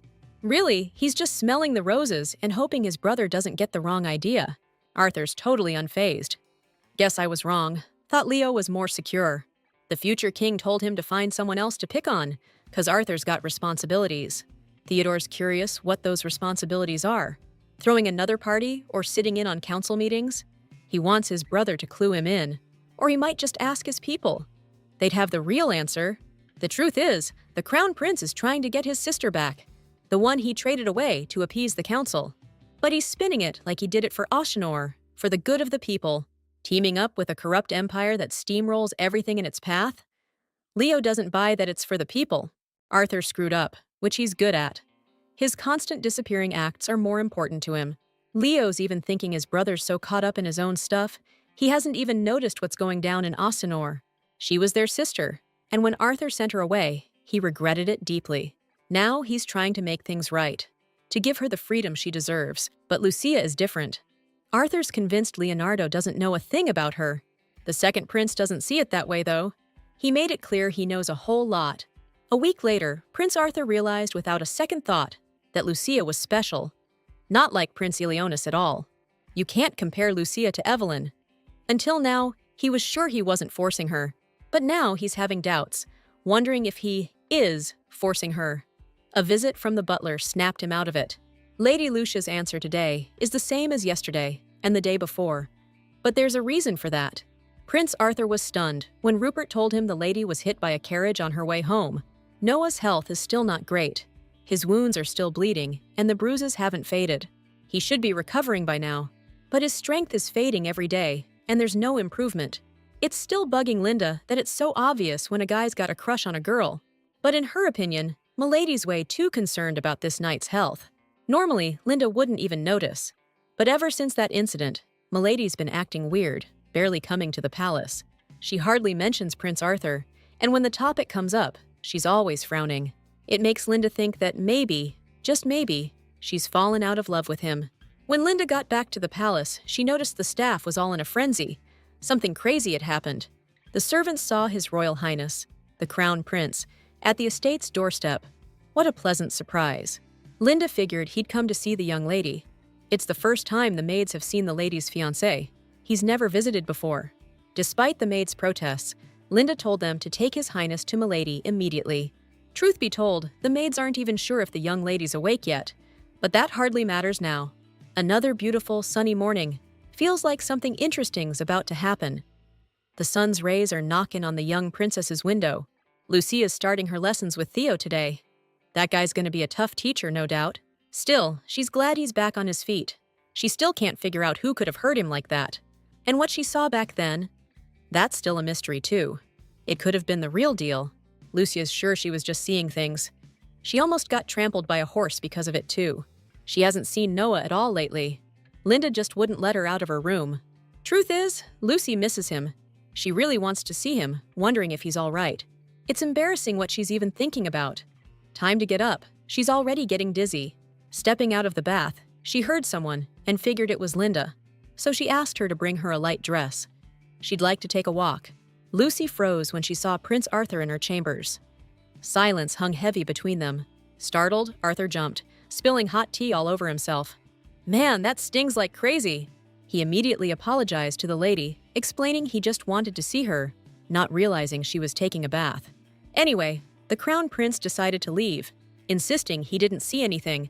Before leaving, he said he was totally fine, even though he'd just scalded himself with tea. But Lucy couldn't let him go like that, worried sick. She told him to get those clothes off, pronto. Arthur was super flustered by that. But Milady told him not to get any ideas and hop into the bath, quick. She offered the young man a basin of lukewarm water to sit in while she called for a healer. She was sure the burn would get infected if it wasn't treated. And if he didn't go, she'd take care of him herself. Arthur had no choice but to agree. All he did was burn his leg, and she was making a whole big deal out of it. This is so cringe, it's gonna be hard for him to live this down. Hearing that creak, he thought Lady Lucia was back, so he figured he'd throw on a robe to cover up. Stepping inside, Leonardo figured if she wasn't in bed, The lady couldn't be that bad off. For a second, he thought about letting her know he was there, that he just wanted to see her. Suddenly, the second prince heard a noise in the bathroom and ducked behind the corner to give the young lady a surprise. As soon as she rounded the corner, Leo jumped out and grabbed her, hoping she'd missed him. Prince Arthur wouldn't see it that way. Sounds like he needs to ask what Leo's doing in Lady Lucia's room. Just then, Lucia walked into the room to let them know the healer would be arriving soon. Almost instantly, Linda walked in too, and they both stared at the princes like they'd seen a ghost. The situation was so messed up that, freaking out, Arthur basically threw his brother under the bus. Theo's still racking his brain, trying to figure out what it all means. Novel character, another world. He figured he had to talk this over with the professor. He's got to know something about it. Suddenly, a letter arrived from the Duke. Dad's coming back soon, and the kid needs to hustle. According to the maid, Lord Alexander is still checking out the mills down south. He won't be back until next week at the earliest. So Theo decided to ask how Lady Lucia was doing, almost calling her his sister out of habit. The maid noticed his slip-up, but said the lady's almost fully recovered and feeling much better. Then, Theo ordered her to bring the girl to him, but it turned out the lady was hanging out with the prince right now. Theo can't believe he ever visited Lucia. She would have been miserable if they'd gotten hitched, which is why she asked to break off the engagement. Even more surprising, both the crown prince and the second prince showed up. The doctor who arrived can assure you that His Highness is fine. He just got splashed with a little hot water. Nothing to worry about. On the other side of the door, the maids and the second prince are barely holding back laughter at how ridiculous all this is. Sir Leonardo is seriously wondering what exactly Lucia did to him. And that's how he unexpectedly ran into the knight, Noah. It's been a while since anyone's seen him around. Leo kept wondering where that guy learned to fight like that. It's weird he doesn't remember him from anywhere. His Majesty almost never forgets faces, and he personally trained with all the knights at the academy. They're about Noah's age. Actually, the knight didn't learn to fight at the academy. His uncle taught him. Leo would love to meet this uncle. He's only met one other person who fought like that. Except, unlike Noah, that guy didn't let the prince win. Now Leo's dying to know who this guy really is. Just then, the maids came out of the ladies' room. Linda greeted the second prince, saying it was an honor to meet him. She noticed he's not a fan of formalities, but asked him to use the main gate next time. All right, time to move to a more comfortable spot. The maids will handle it. Linda also let the knight go, told him to get back to training with the other guards. She doesn't need him around with her fiancé here. Those words cut him deep.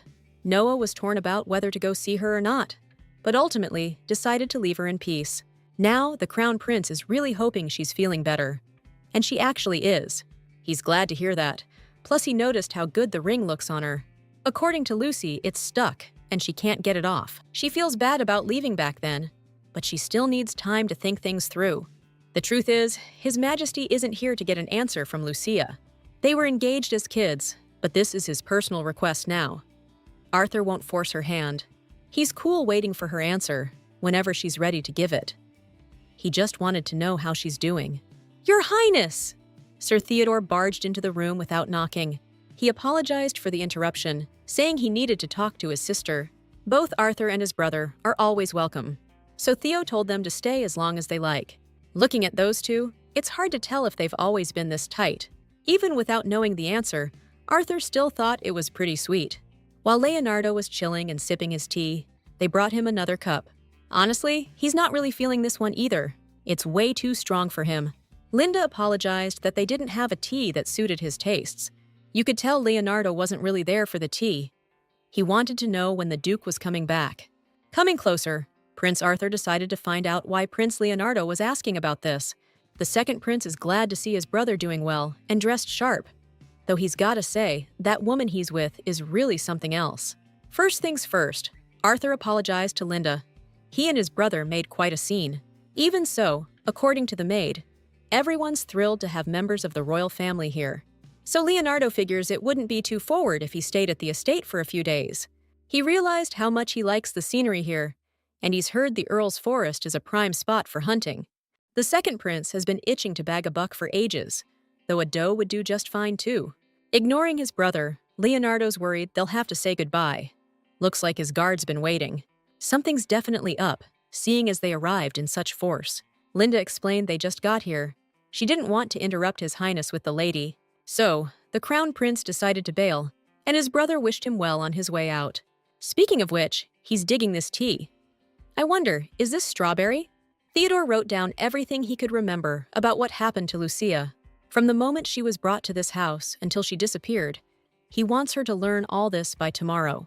Theo stayed up all night taking notes, and he figures if Lucy puts in the same effort, that'll be fair. Like he said before, the way she's been acting these last few months is nothing like Lucia. Luckily, no one's really noticed, considering she was taken, and that messed her up pretty bad. But Lucy can't keep using that as an excuse. So to become Lucia Aurelius, she needs to know who she is. Theo decided to start with Lucia's history. Then he'll tell the story of the Aurelius family, and then the history of Asianor. And also, the girl's gotta work on her manners. Of course, memorizing everything isn't that hard. And she'll need to master Lucia's skills: archery, horseback riding, calligraphy, poetry, and embroidery. Plus, Lucia was fluent in several languages, which she'll also have to learn. This is Theodore's study, so no entering without permission. All the books and records in here are under lock and key. Since Alexander's still away, the young man's going to let Linda know they'll be having dinner here with his sister. Also, he told the girl to avoid the second prince. Prince Leonardo is a handful. The way he sees it, if Lucy gets chummy with him, nothing good will come of it. The fact that everyone found him unbearable, and he wasn't exactly trying to get close to anyone, was super weird. That definitely wasn't the case when he and Lucy first met. After everything that happened, Sina's convinced it was her Lucy. Just thinking about it gives her the shakes. She definitely called her by name and chased after her. But the question is, how and why is Lucy here? No clue how long she's been here, or where the heck the real Lucia is. If she's here and already met Arthur, we're toast. But this is still Sina's story. Suddenly, she heard her nephew's voice. Henry covered her with a robe. She really freaked him out today.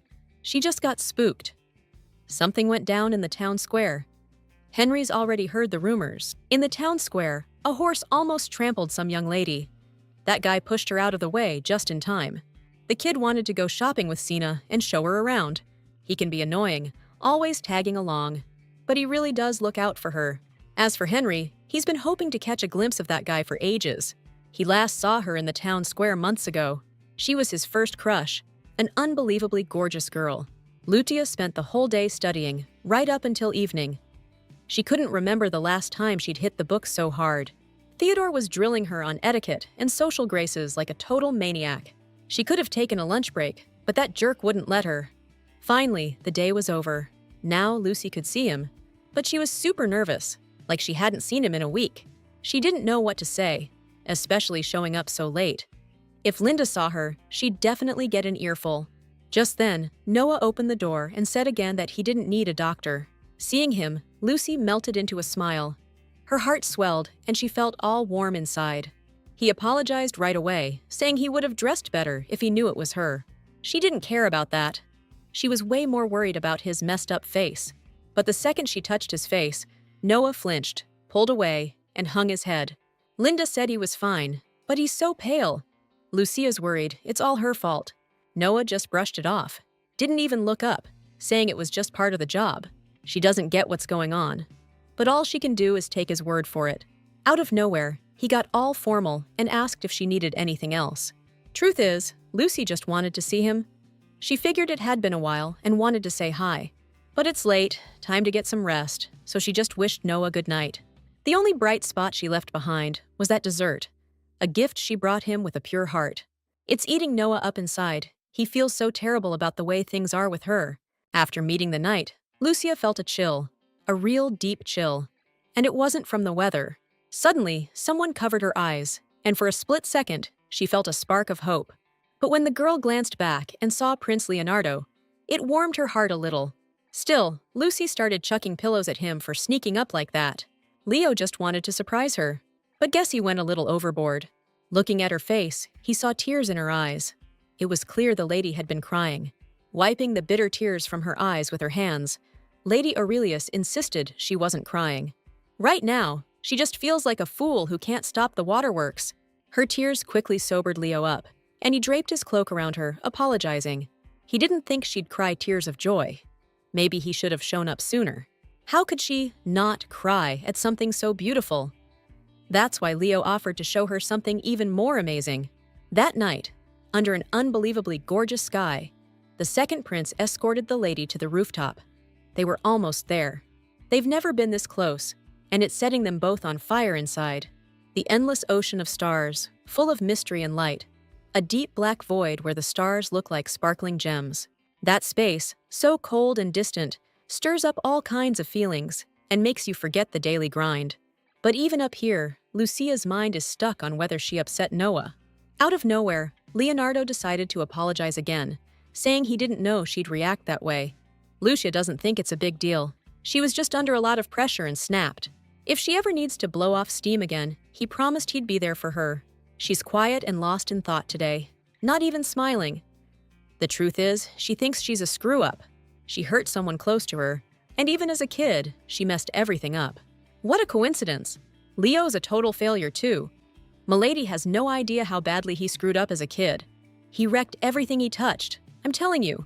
He was a nightmare for teachers and governesses. Everyone would suddenly get sick and have to go back to their hometowns. Only Maria stayed with him after all these years. She was always there for him, helping him out. So His Majesty figures they, being screw-ups, need to stick together. This evening of confessions really lifted Lucy's spirits, adding a touch of magic and romance to her life. When Leo finished telling his funny childhood stories, he noticed the girl had fallen fast asleep. Guess he talked for too long, but now he doesn't want Milady to fall. It's starting to get on his nerves. Lady Aurelius always falls asleep when he's around. Maybe she feels safe around him, which is ridiculous, because she's nothing to him. She's just a means to an end. But tonight, the second prince's heart is beating extra fast. Lucy was sound asleep when she suddenly felt Noah's arms around her. Seeing him, so familiar, she couldn't hold back her tears. She'd dreamed of seeing him for so long. All this time, she thought he was mad at her, but according to Noah, it was all because of her. Staring at the night, Lucy was accused of being at fault for everything, but the Noah in front of her wasn't the same. The blood in his eyes scared her. Terrified, she clung to him and begged for it to go away. She feels so guilty, but more than anything, she doesn't want Noah to leave. In that moment, she only heard faint echoes. "Lucy, you're worthless! You'd be better off if you'd never been born." If it weren't for her, her whole family would still be alive. To everyone, this girl is a cursed child. Wherever she goes, she brings death, agony devouring her sanity, voices surrounding her, asking too many questions and repeating one thing. This whole mess is Lucy's fault, and she owes a huge apology to everyone she screwed over. The girl woke up in a cold sweat in her room, and looking around, realized it was just a nightmare. But the tears kept flowing from her eyes. Mom would never say something like that. Of course not. That's what Lucy's trying to tell herself. It was all just a stupid dream. The next morning, the maids were gossiping about the lady's poor appetite and how badly she'd been sleeping. She's been waking up shaking for days now. She was doing better for a while, and now the nightmares are back. They still don't know if her kidnappers have been caught, but apparently, the Duke won't let it slide when he gets back. Lucia hadn't been spending much time with Noah since the incident. He was training with the other guards like crazy. Whenever she got the chance, the lady would follow him around, convinced he was nearby. Still, she couldn't shake the feeling that he was avoiding her. Honestly, Lucy misses him. He's constantly on her mind, and she can't escape thinking about him. Seeing him today, she suggested they grab some tea or lemonade. The weather's getting warmer, and Noah's been here a while. But she understood when he said they could do it some other time. Because, let's be real, that some other time is never gonna happen. Another week goes by, and Lucia Aurelius is doing pretty well with her lessons. She's learned all about the Aurelius family history and memorized all the important relatives Lucy knew. She hasn't seen Leo since that night. He spends all his time in the woods, hunting. Lucy still can't get this darn ring off, but she's already figured out what to tell Arthur. It's good that Theo's kinda on her side, but she can't just replace the real Lucy. She still needs to find a way back home. So, she asked Noah to take her to that lake today, the one where he first found her. She's only had one riding lesson with Theo. Even if Milady's playing this off as training, she doesn't want to embarrass herself. But Noah's been so distant lately. The horses are ready, Noah's right there, and Lucy misses him like crazy. Ever since then, she's been super bummed out, so the guy's not even sure he's doing the right thing anymore. Noticing he looked really pale, Milady wanted to make sure he was okay. Not really, it'll all be over soon. Noah's not ready, but this is for the best. Soon he'll be leaving his Milady. She's getting married. The thought of it made his hands shake as he went to help her onto the horse. They should head out now if they want to be back before nightfall. Soon Lucia will finally be happy, and Noah will love her even when she's forgotten all about him. So they finally set off on a little horseback trip, heading deep into the woods. The knight's condition got noticeably worse on the way, but he's hanging on, thinking it's not much further. Looking at him, Lucia can't bring herself to talk to him. It feels like a wall of ice has sprung up between them. The place where Noah first met this girl is in the forest, by a roaring waterfall. But as soon as Lucia got here, she saw that there was nothing there. She was sure she'd find answers here. But it turned out to be just a regular lake. The girl doesn't even know how she got here, doesn't remember exactly what happened.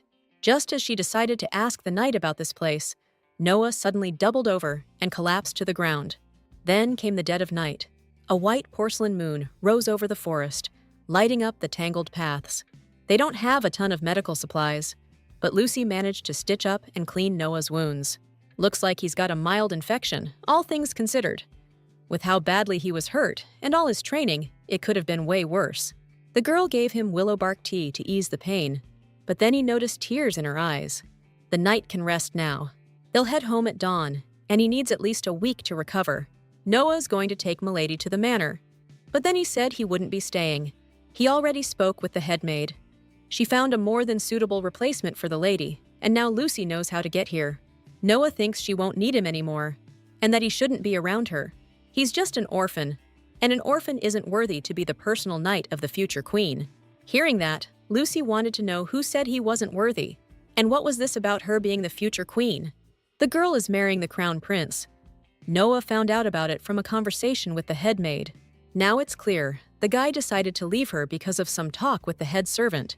But nobody even asked her about it. It's like nobody cares what she wants. Ever since this whole mess started, she thought he was the only one she could count on. Everything's going sideways. The broken engagement, her coming back, Theodore, and now this knight's hurt because of her. What was he even thinking, keeping his injury a secret from her? She just doesn't get it. She can't make him stay, so she's letting him leave if that's what he really wants. But the guy chose a different path, a path of forgiveness. He begged her pardon, getting down on one knee in front of her. He figured he wasn't good enough for her, that she deserved way better. Lucy's afraid she might have given him that idea somehow, but that's totally not the case. And Noah's been ghosting her this whole time, which he feels super guilty about now. He lied and said he was fine, all because he didn't want Lucia to worry. In her eyes, Noah's just a bonehead, a total moron, and he's kicking himself for it. He messed up big time. He screwed up with the woman he loves. He's been lying to himself this whole time. Truth is, the guy's in too deep to let his young lady go. There's no turning back now. Noah loves his lady. He finally found the guts to admit it. He loves Lucia. Calming down, Lucia apologized for calling him an idiot, and for calling him stupid too. But the knight thinks she was right, which made the girl burst out laughing. After that, they finally headed back home. This time Lucy rode with Noah, and she fell fast asleep on the way. No surprise there. He'd heard she hasn't been sleeping well lately. His sweet, sweet lady, she's finally next to him, and just her scent is driving Noah wild.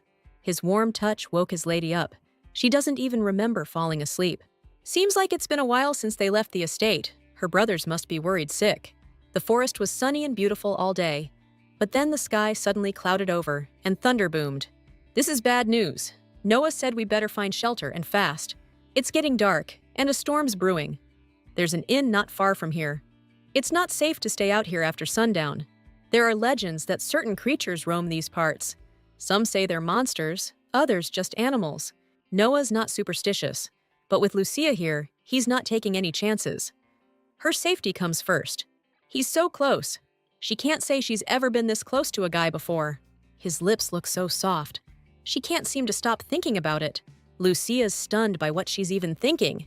She tries to tell herself it was purely innocent. Noah was hurt, and she was just tending to his wounds. Then she got emotional and hugged him. I mean, anyone would be emotional in that situation, right?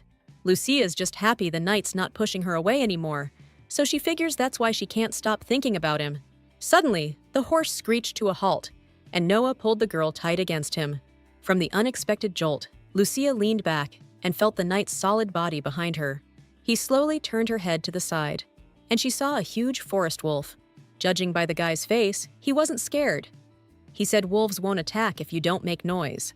Of course, under the circumstances, it makes perfect sense Noah's holding his lady so tight. He suggested they stay quiet so they don't spook the horses. The wolves are already leaving. Sir Noah's run into them in the mountains plenty of times. They never attack, but you can't be totally sure.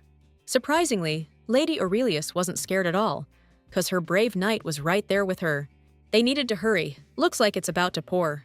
Before long, the tavern door swung open, and the unexpected guests were greeted with open arms. Lady Lucia was told she was in luck. They had only one room left, just perfect for her and her husband. But the waitress didn't think they looked like a couple, so she asked the young man for his name. Truth is, she was really hoping to get to know him better. Gwen chimed in, saying Patricia was busy enough as it was, running around with all those drinks. Patricia was busy, but first she offered the guest a bite to eat with her. Sure, his sister wouldn't mind. Not expecting that kind of forwardness, Lucia dramatically grabbed Noah's arm and snuggled up close. They couldn't risk being stuck outside in this weather, so she announced that she and her husband would take the next room. Of course, Noah backed up his darling, gently kissing her hand to show their undying affection. Gwen, noticing what a sweet husband the lady had, personally showed them to their room. Lucy doesn't know why she lied. She could have said he was her brother, or at least some kind of cousin. Now she has no idea how to look him in the eye after everything that went down today. Saying my lady like that felt awesome. So Noah hopes he didn't come on too strong. The storm's getting worse. These guys are lucky they found an empty room. They finally made it, but the most expensive room isn't exactly private. It's got like a dozen separate beds. Lucy doesn't think it's so bad. The room's perfect as is. At least in a big room like this, things won't be so awkward. Luckily, everything worked out. Noah was worried he'd have to sleep on the floor or something even worse. Gwen just can't figure out if the room's up to the lady's husband's standards. The kid blushed when he heard that. He's happy with everything, but Lucy realized he's not thrilled about sleeping in the same room as her. In that case, the waitress decided to grab the stuff her ladyship asked for. She's secretly hoping those two sweethearts will tie the knot someday. First thing Lady Aurelius did was ask Noah to change so she could take another look at his injuries. Without thinking, Noah called her darling again and instantly realized what he'd said. Then Milady apologized for fibbing. She just wasn't sure they'd get a room if they weren't married. That evening, Lucia felt a strong sense of unease, though she didn't know why. The knight had treated her with such warmth and kindness all this time. They were way past just knight and lady. In this world that's trying to off her, Noah protected her. She considered him a close friend. She thought he felt the same way, but it looks like she was wrong. For the first time, she wondered if he might feel something more for her. When Noah came into the room, her heart skipped a beat. He wanted to know if she was cold so he could bring more firewood for the fireplace. Looking into his eyes, though, Lucy can't shake the feeling she's been blind this whole time. He needs to get those bandages off today. They're soaked from the rain. He's been a real trooper. They must be killing him. Lucy winced just thinking about how much he's suffering because of her. She worried her hands were freezing the second she touched him, but he said they were warm, actually. The wounds are all inflamed, and he's burning up. He's probably caught a cold on top of everything. Noah doesn't think he's hot because of the wounds. He's just embarrassed after everything that went down today. Feeling guilty, the way she sees it. None of this would have happened if she hadn't been so clueless. She just thought she saw a close friend, but that's impossible. Really, Noah was just doing his job, and he doesn't think she should apologize for him getting hurt. Any knight would have done the same. It makes her wonder if she imagined the whole thing. Her only hope is that Noah understands she won't hold him back if he wants to leave. It suddenly hit Noah that he hadn't told her he wasn't planning on leaving. Guess he had other things on his mind. But if he does go, he just needs to know Lady Aurelius couldn't have asked for a better night. Noah doesn't see how he could just leave his lady like that. He'll only go if she makes him. The atmosphere got so awkward that Lucia suddenly suggested they head downstairs and grab a bite. As soon as she tried to stand, her legs got tangled in her long nightgown, and she realized she was going down. Noah was way too close, so she ended up falling right onto his bare chest, her lips crashing into his. Hard to believe, but looks like this is really happening. Mortified by what she'd just done, Lady Aurelius forgot how to breathe for a second there. Judging by the knight's face, he was even more shocked and froze up. There was a trickle of blood on his lip. All the confidence just drained out of her, like a popped balloon, so she booked it downstairs. Noah's never felt anything this intense before. His heart's pounding like crazy, short-circuiting his brain. The tavern's jumping tonight, everyone's celebrating, but Lady Lucia's still totally out of it. As soon as the guy got down to her, she managed to choke out an apology for what happened. But Noah looks totally chill, like nothing happened. He just asked her to dance. Dancing lets you be real, shows who you truly are, and makes you feel more powerful. It's a secret language of the soul, where feelings are expressed without words, in movement, rhythm, and closeness. Even in this supercharged atmosphere, though, Lucy feels like a total stiff. Remembering what went down, she apologized for busting his lip. Being that close, Noah told her to forget about apologizing, because he knows she didn't mean to do it. Judging by her moves, he could tell she wasn't much of a dancer, even though he'd probably danced with a ton of women. Truth be told, Lady Lucia's the first one he's ever actually worked up the nerve to ask for a dance. His uncle taught him, said every gentleman should know how to dance, even living out in the sticks like they did. It wasn't exactly a party, though. He was a tough teacher, and the kid couldn't figure out why he even needed to learn. Back then, Noah figured someone like him would never use it. But here he is, putting it to good use. And surprisingly, he's even getting into it now. In his careful and strong hands, Lucia blossomed like the first spring flower in the garden. The music allowed them to connect for the first time, expressing their closeness in the rhythm of the dance, sharing tenderness with each other. Just yesterday, they might not have said a word to each other all day, and now they're expressing passion and love through every move and touch. In the dance, love became real, and the world around them seemed to freeze. This moment is filled with magic as Lucia twirled in the dance. She was having such a blast, she wanted to dance some more, but suddenly, boom! There's Leo, and she's in his arms. The day before, Theodore was already kept waiting by the maid. He was starting to think she wasn't even gonna show. When she finally arrived, the girl apologized like crazy, but said the lady wouldn't be able to make it until after lunch. Turns out, she went horseback riding with her knight and wouldn't be back until later. Theodore has no clue what she's plotting. She's been blowing him off all week, which is pretty weird. Come to think of it, he remembers she even seemed a little down. Honestly, Theo doesn't give a rat's behind if she's sad or not. As long as she's useful, she wouldn't just run off. Looks like it didn't really hit him until he thought about her ditching him again. The next morning rolls around, and Lucia skips all her lessons with Theo. He can't even believe she showed up so late. Something weird's been going down at the palace since early this morning. The whole court and all the knights are packed into the hall. Linda ordered them to start with the North Forest. She doesn't know that's where the lady likes to ride. Not understanding what all the fuss was about, Theodore decided to ask Linda what was going on.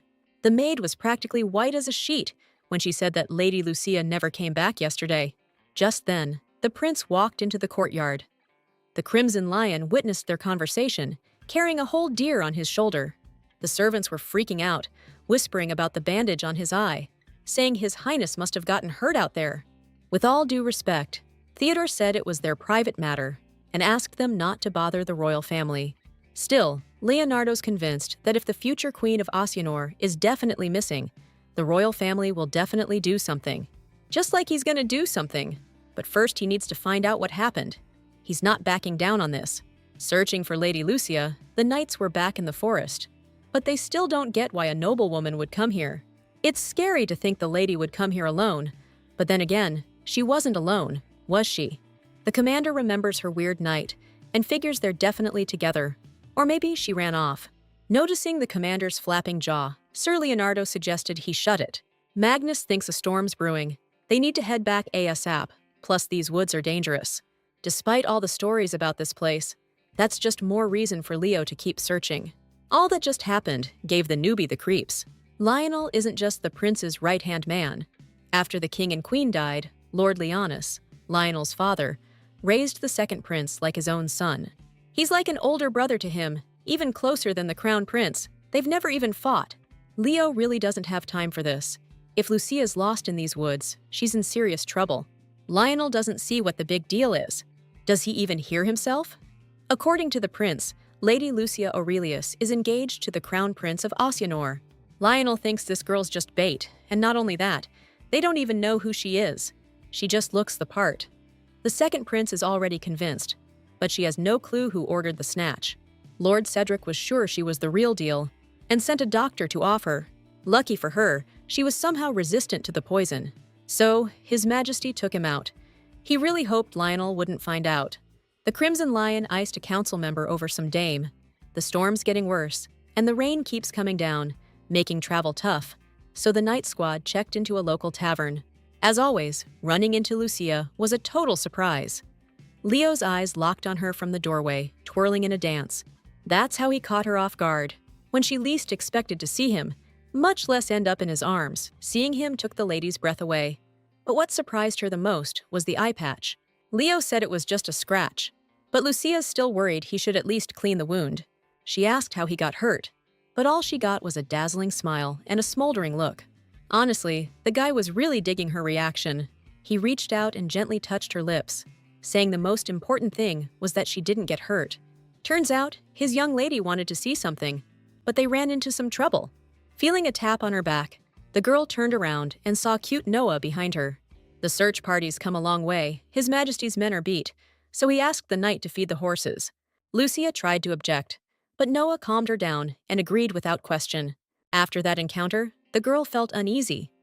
She's worried about Leo being hurt. Then the squad captain asked Lady Lucia to have dinner with them, but she told them to go ahead without her. This storm's just getting worse. Thunder's cracking all around the tavern. It's making Noah sink deep into his memories. Visions flashing, voices ringing. It's making his head spin. This weird feeling won't let him have any peace. Probably all this rain's to blame. Just like the knight figured, the horses were fed. When he went to ask why His Highness called him here, the knight caught a hard one right in the face. Along with a crash of thunder, he went down hard in the mud. Cold rain starting to pound him. But Melina's lion isn't gonna stand for that kind of weakness. She told the kid to get up. After sending the knights to dinner without her, Lucia figured it was for the best. It'd be awkward eating at the same table as the crown prince's fiancé. It's not so bad for her to be up in the attic eating cookies. She never thought the trip would turn out like this. The girl didn't even know what she was expecting. The lake was totally ordinary. I guess this all means she's not going back home, but she can't stop thinking about her grandma. Suddenly, there were voices downstairs. The guy got worried about his wife, but it was just the baby kicking. Okay, that's enough. Her husband's stressing about this pregnancy more than she is. She heard him crying again this morning. He can't help it. He's just so damn happy. Lucia couldn't help but notice how sweet they are. They're gonna be parents soon. That's awesome. She wonders if she'll ever be a mom herself. Maybe someday she and Noah can be parents to a beautiful little kid? Those thoughts made Lucy jump up, not even sure how she got there. Her head's spinning. Lucy's imagination is running wild with a little blonde baby. That sweet, innocent voice calling her Mom. It's like a direct hit to the heart. I think she's really falling for this. The rain's coming down harder now. Noah's shaking, barely able to stand. Even Leonardo's starting to like the night. But this can't go on forever. Seeing that intense glint in His Majesty's eye, Noah felt something weird inside, like he was a kid again. That crimson lion, shrouded in mystery, ruthless and determined to get what he wants, isn't about to wait. He slammed the knight and demanded again why he and Lady Lucia had traveled so far alone. The thunder's pounding in Noah's head. He feels like his skull's about to split open. The pain, a white-hot poker in his brain, became so intense it dropped the kid to the ground. Just then, agony washed over him. It was like he heard a voice, clear as day, telling him to run.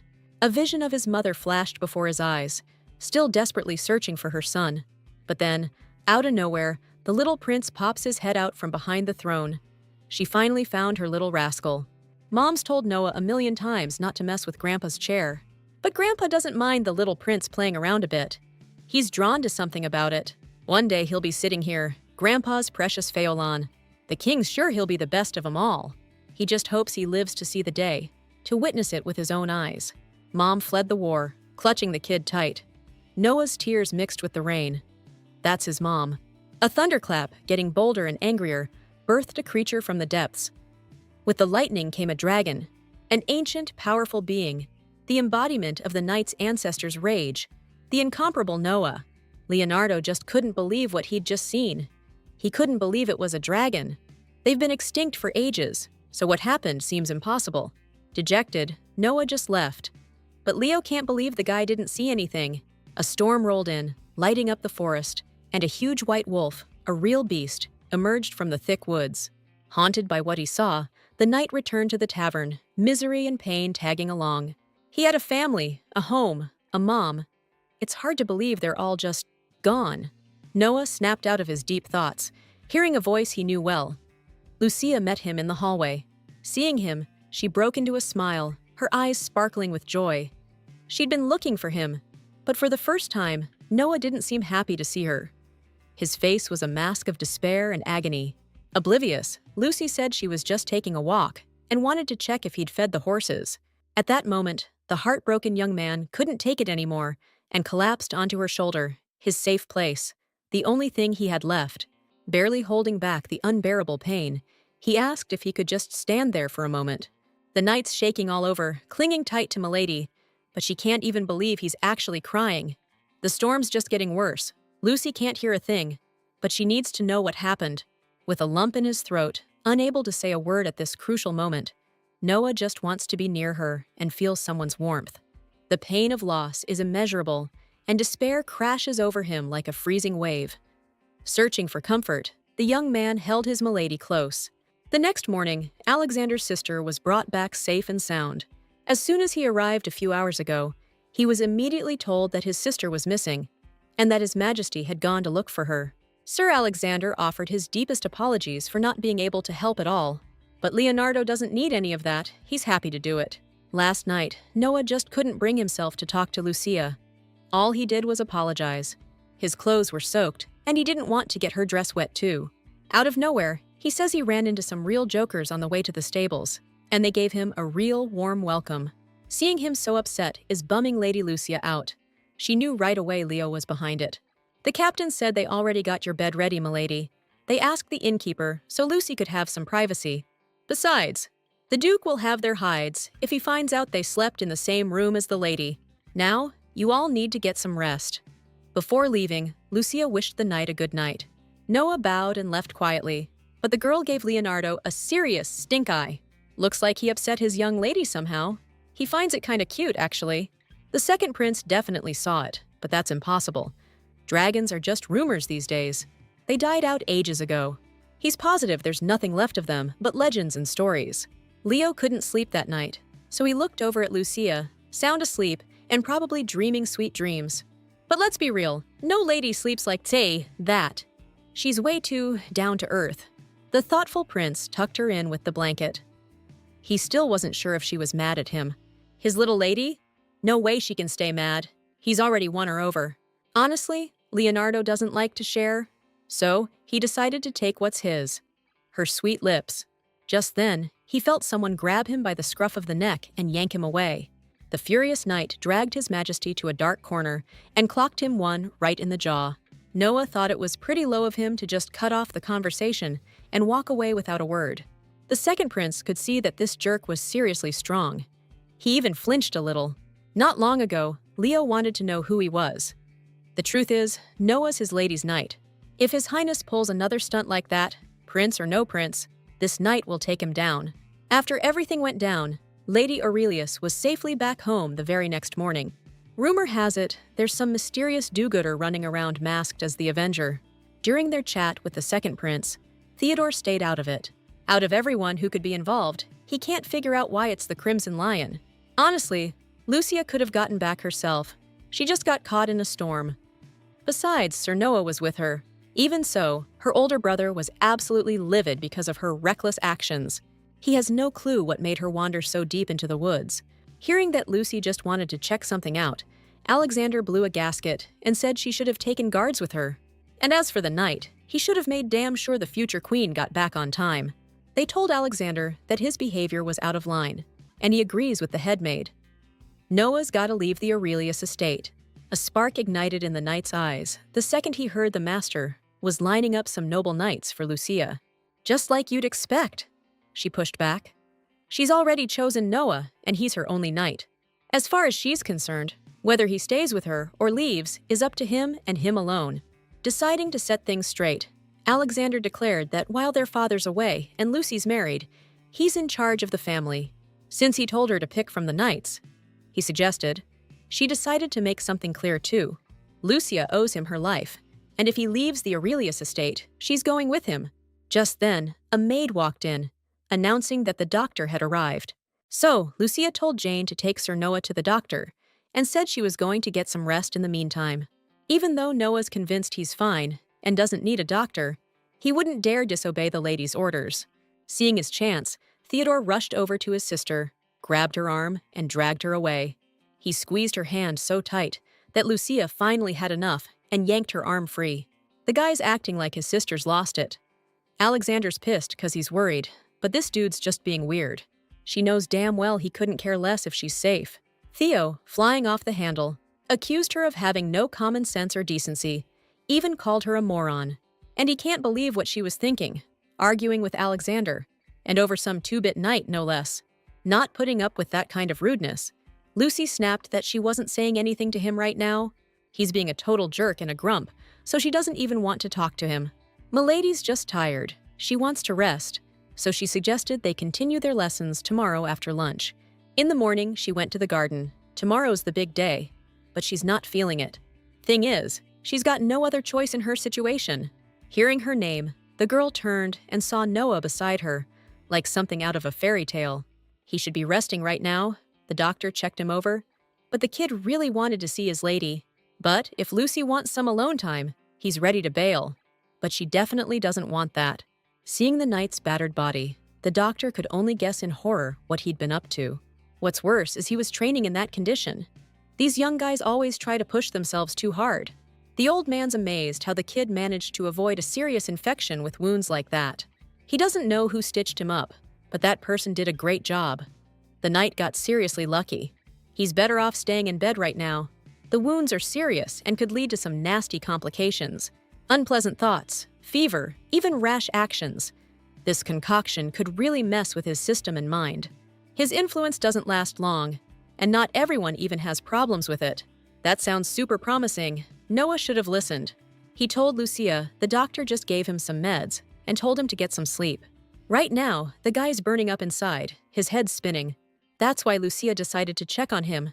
She's sure his wound still hurts. When she touched his face, Noah felt her tenderness and said he could take care of himself. He wants her to let him get hurt now and then, since he'll heal anyway. And also, what she said earlier really got to him. Lucia blurted out that she'd follow him if he got kicked out of the estate. Reckless, but awesome. So, even if she only said it to protect him, he's incredibly grateful. But honestly, when she said it, she totally meant it. This woman, she's got Noah's heart in a total uproar, and he's got to keep it all bottled up. When Noah asked if she really knew what she was talking about, he got so close he could feel her breath. He turned away almost immediately, blushing. He didn't even know why he suddenly felt like doing that. Right then, Lucia's heart started pounding, like it was about to burst out of her chest. She didn't even know what she was expecting. Let's be real, she was probably fantasizing about that handsome knight grabbing her with gentle hands and holding her tight. Noah's sure his uncle would accept her too. He's the one who raised him and taught him how to dance. Lady Aurelius would love to see that. She's betting Noah was absolutely adorable as a kid. That silver hair, those chubby cheeks. She'd pay good money to see that. Noah could probably make that happen somehow. But he said he'd like to see her as a kid too. In the end, Lucia fell asleep again. And like a true knight, Noah carried his girl in his arms. She falls asleep surprisingly easily. It kinda worries him. She jolted awake, realizing she'd dozed off again. Guess all those sleepless nights finally caught up with her. Turns out, Noah carried her all the way here, even in his condition, and then just fell asleep sitting right beside her. Noah, her precious knight. Lucia doesn't even know when she fell for him. Seeing him, she felt drawn to him like a moth to a flame. A crazy urge to kiss him just welled up inside. The second her lips touched his cheek, Noah grabbed her and went for her sweet, tempting lips. The world just stopped. Something new and fragile blossomed inside her. In that one kiss, she learned everything the knight hadn't said. His lips met hers. That stolen kiss was better than any kingdom he could conquer. Noah's head over heels for her. After confessing his feelings, the exhausted guy collapsed right on top of Lady Lucia, burning with embarrassment and all these crazy feelings in her chest. She didn't even know what just happened. All right, night's turn to morning. and the bright sun's peeking through the window, bringing in some fresh air. Lucia still can't believe that after all that, the night just crashed out. Though, if he hadn't been asleep, it would have been even more awkward. Lucy decided to bail while she still could.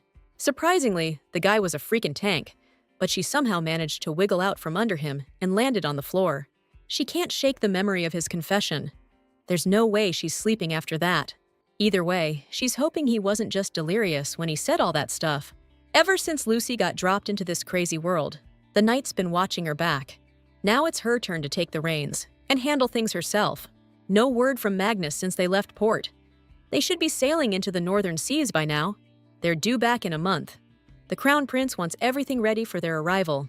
He wants to beef up security, add more guards at the port, but he wants them dressed like regular Joes. The aide was a little surprised that the vigilantes were the only thing His Highness was sweating. Arthur knows the vigilantes iced a council member, and he's betting they'll be even more aggressive on Coronation Day. Plus, if they catch wind the princess is coming back, she could become a target too. His Majesty doesn't think this is just some run-of-the-mill mercenary group or a bunch of common thieves. He's convinced it's something else. Something bigger is at stake here. And he's definitely going to find out what the heck it is. When His Majesty suddenly got a visitor, he told them to show her the door, 'cause he's swamped right now. It's gotta be that lady again. She keeps showing up. He's getting sick of it. But as soon as Arthur heard it was Lady Aurelius, he immediately stopped the servant. His Majesty's stoked to finally meet her. Feels bad she had to wait so long. Lucia showed up unannounced, but promised she wouldn't take up too much of his time. Once Arthur got the full story, he demanded an explanation, like, what the heck was going on?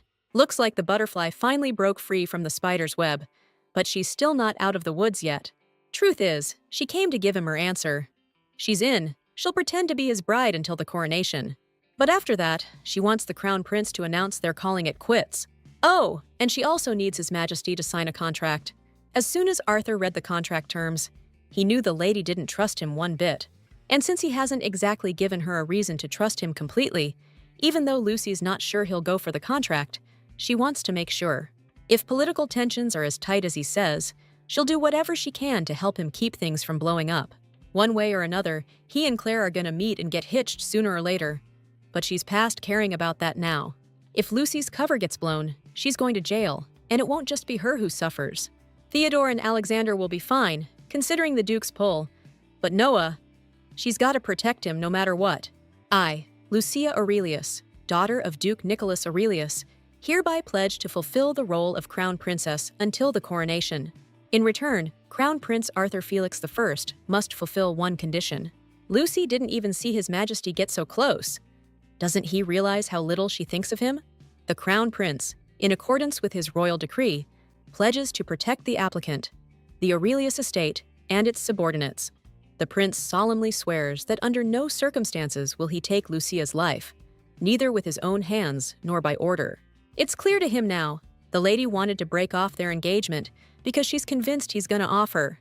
Arthur just wants to know why. She could have asked for anything: money, power, land, a title. Still, all she's asking His Majesty is to just not mess with her. Actually, it's not just her, it's her people, her brothers, her knight. Lucy wants Arthur to promise to protect them no matter what. But His Majesty's curious. Where's her loyal knight? Shouldn't he be here with her? According to her, Noah's wounded. He's really not around right now. Even so, if Arthur needs to think about her offer, she'll come back tomorrow. But right after that, he tells her there's no need. He agrees to her terms. He promises that Lucia Aurelius's people will be under the protection of the royal family, no matter what. But he's got a condition too. Until Arthur's declared king, she'll play the part of the future queen. Outside their agreement, for everyone else, they'll be a loving couple. For the next few months, Lucia, like before, will be by his side. Any banquet, ball, different dances, they'll attend them together. Before she even thinks about being his princess again, Miss Aurelius is laying down the law. He's not dealing with the same woman he used to know. Truth is, Arthur could say the same thing. Simple words, yeah, but they're sending shivers down Lucy's spine. For once, things are actually going her way, but something still feels off. A scream echoes through the palace. The intruder's headed for the West Wing, and it looks like Lucia just ran into him. She barely manages to cry for help before this masked and hooded creep grabs her and drags her away. Holding her close, he manages to stay hidden as the guards rush past them in the hallway. In this situation, with the guy pressing a knife to her throat and telling her to stay still, Lucia's frozen solid. He also told her not to look up, but through the dark hood, she catches a glimpse of bright red hair. That voice. Lucy's sure she's never heard it before, but somehow it feels familiar. Leonardo feels terrible. He'd never want to restrain his lady like this, but he can't risk getting caught. Seeing him still there, the captain yelled that he'd spotted the perp in the courtyard. "Now, sir, you can finally let the girl go," he said, lowering his blade. "I don't want to hurt her." But Lucia figured this was her shot, and she kicked that lowlife right where it counts, then clocked him in the face.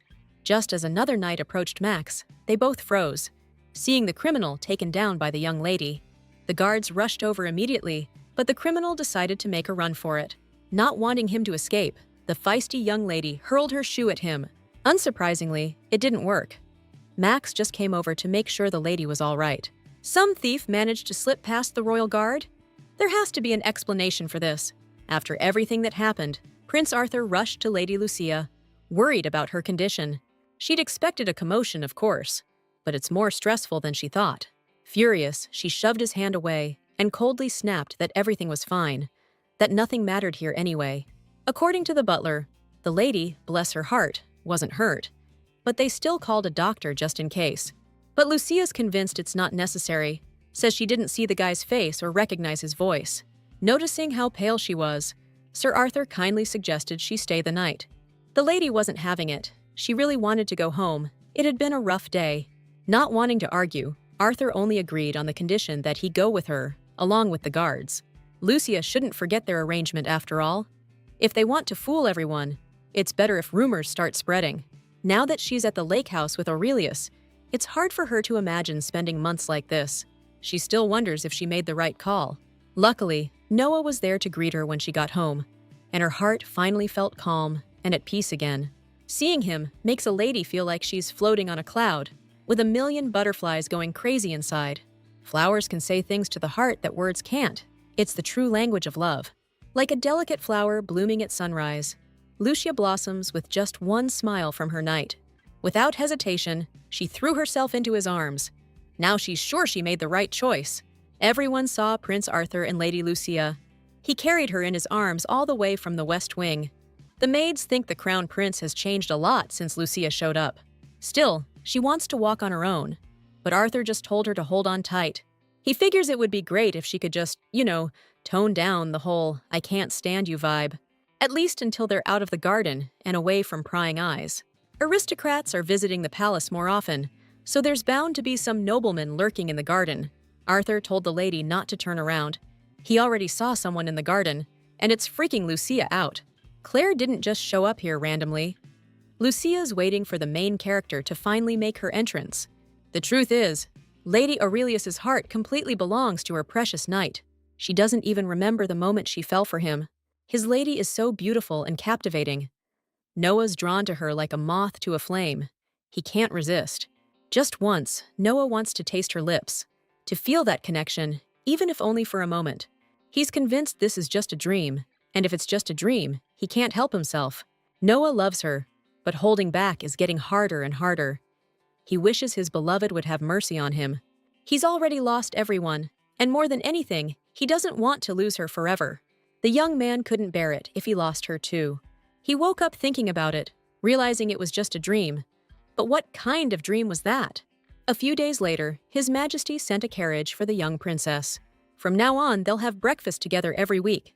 They have a lot to talk about. Truth is, the crown prince is incredibly grateful to Lucia, and she's grateful to him too. This time, Lady Lucia's gonna do everything right. Things are gonna be different this time. Noah still can't shake that dream. It felt so real. The lady was so soft, and she smelled amazing. After seeing that, it's hard to come back to reality, but he needs to pull himself together. Just then, Noah spotted his dear, beloved lady right in front of him. Without a word, she ran up to him and gave him a big hug. Lucia missed him so much today, but something just short-circuited Noah. He doesn't even know why he's reacting so strongly to a simple hug. He's hugged her before, so this is all because of that steamy dream. If Lucy tells him what happened, if she tells him about the thief, she's sure he'll start blaming himself. Besides, she needs to talk to him about something else, something he might have forgotten.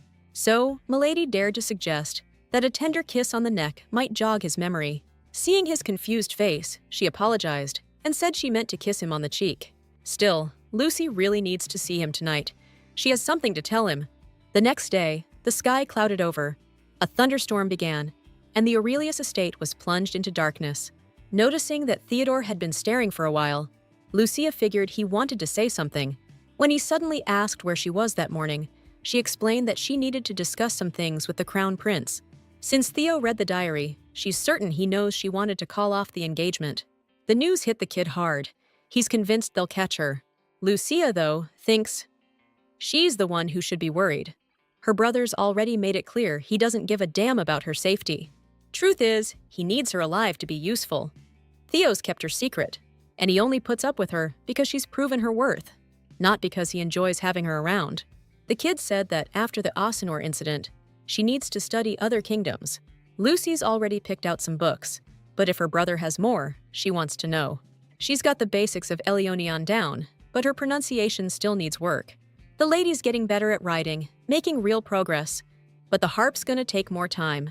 Since she's cramping Theo's style and he clearly can't stand being around her, she's decided to practice at the lake house, claiming it's on the other side of the estate and there are hardly any servants there. Theo's sure she can't just leave. He felt the need to remind her that her word here meant squat, that she was no different than a servant or a slave. But he didn't get a single word of argument back, just this look of sadness creeping across her face. That's when the guy laid down the law, telling her she needed to do exactly as she was told. Lucia expected better from someone as educated as Theodore, some more respectful language. The world she came from wasn't perfect, and she wasn't exactly anyone special there either. But she always tried her best, and she planned to keep trying here too. Everything was going sideways. Nothing was going according to plan.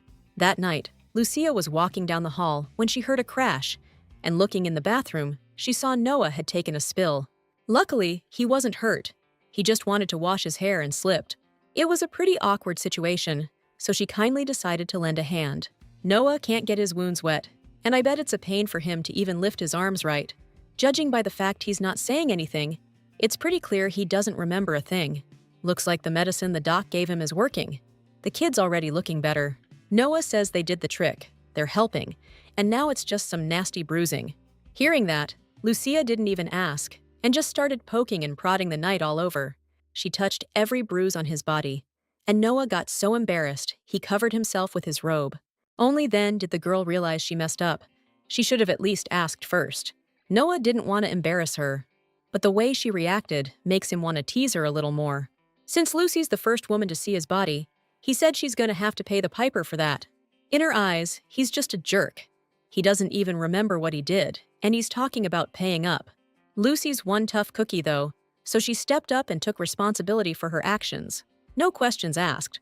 She kissed her precious knight on the forehead and asked him how she should make it up to him. It might seem like Milady's messing with him, but she just decided to have a little fun at his expense. This girl's touch is so gentle, it feels amazing. Actually, Lucy's got something to tell the guy. Turns out she accepted the crown prince's proposal, but she only agreed to be his fiancée until his coronation. She's got her reasons for pretending to be in love with him. Looks like he wants it to be convincing, so she decided to spill the beans. Milady doesn't want Noah to get the wrong idea. Nobody else knows this is just a game. Tensions are high between the northern and western kingdoms, and now the prince has asked her to play along. Being close to his beloved, the only thing Noah's hoping is that she really is just playing along. He knows he's got no right to ask, no right to want more. But damn it, he can't help feeling jealous. He shouldn't even sweat it, right?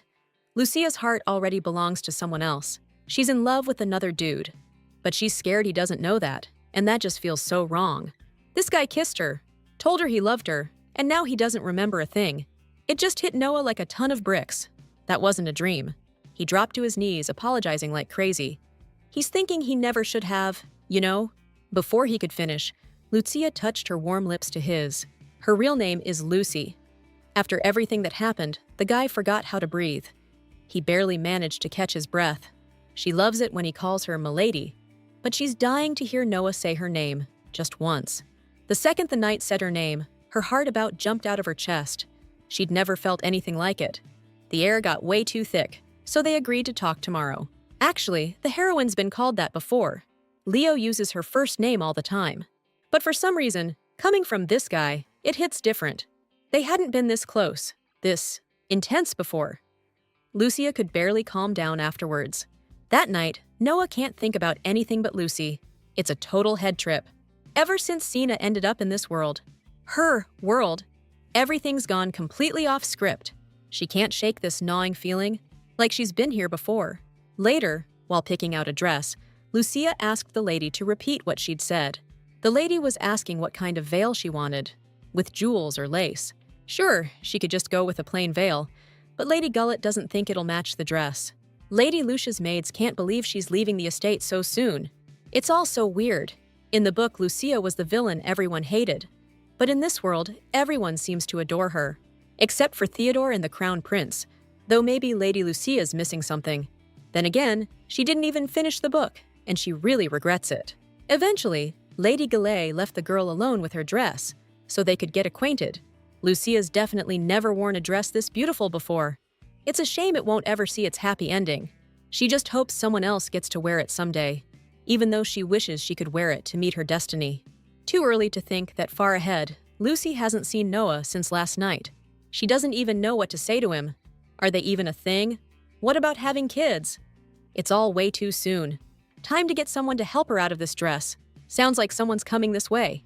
The girl thought it was Lady Gouliet, but it was handsome Noah, showing up with a bouquet. Seeing Milady in a white dress, the knight got flustered and figured he should come back later. When Lucy tried to stop him, she tripped on the steps and went flying right into his arms. She doesn't want him to leave. Actually, she's happy to see him.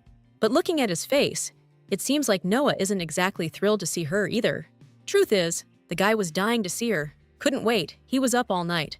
He's got so much he wants to say, but this time he needs to ask the lady's permission. In Noah's mind, he's not good enough for her. He's lost everything. He's got nothing to give, nothing to offer. And still, he dares to want her. Desperately, selfishly, he wants Lucia. But he promises to become worthy of her. He'll become someone she can be proud of. So, the knight came to the lady to ask for permission. If Lucy would allow someone like him to love her. The future queen doesn't doubt it for a second. She'd gladly let Noah love her. His beloved can be sure now. The young knight will keep his promise. Noah got so carried away that he messed up Milady's hair and makeup. He feels bad about it, but Lucia's sure he doesn't regret it. And he really doesn't regret it, because it was worth it to feel this girl's tenderness. Just then, Lady Goulet's voice rang out. She'd lost her bride-to-be. Noah immediately hid the young lady.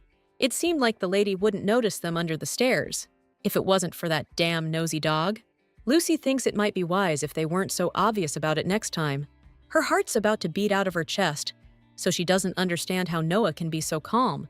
Suddenly, the kid apologized, saying he was just stoked and forgot where they were for a sec. Got a little carried away. Looks like all the crap in the world doesn't matter when they're together. As long as Lucy loves him. He's her knight in shining armor, and they're meeting up by the lake tonight. But for now, she told him to scram before anyone spotted them. After that, Lady Gullet finally found her bride-to-be, so everything worked out. Lucia didn't want to leave her side, but she said she just needed some fresh air. Still, the lady's worried because Lucia's face is super flushed. She's never seen her that red before. Right then, Lucy's totally convinced Noah's definitely eavesdropping. The coronation's coming up quick, and of course, the princess needs a killer dress. Lady Gullet was thrown when Lucia said last time she wanted a butterfly-style dress. She hates bugs. Lady Aurelius liked the new dress, though it seemed familiar to her.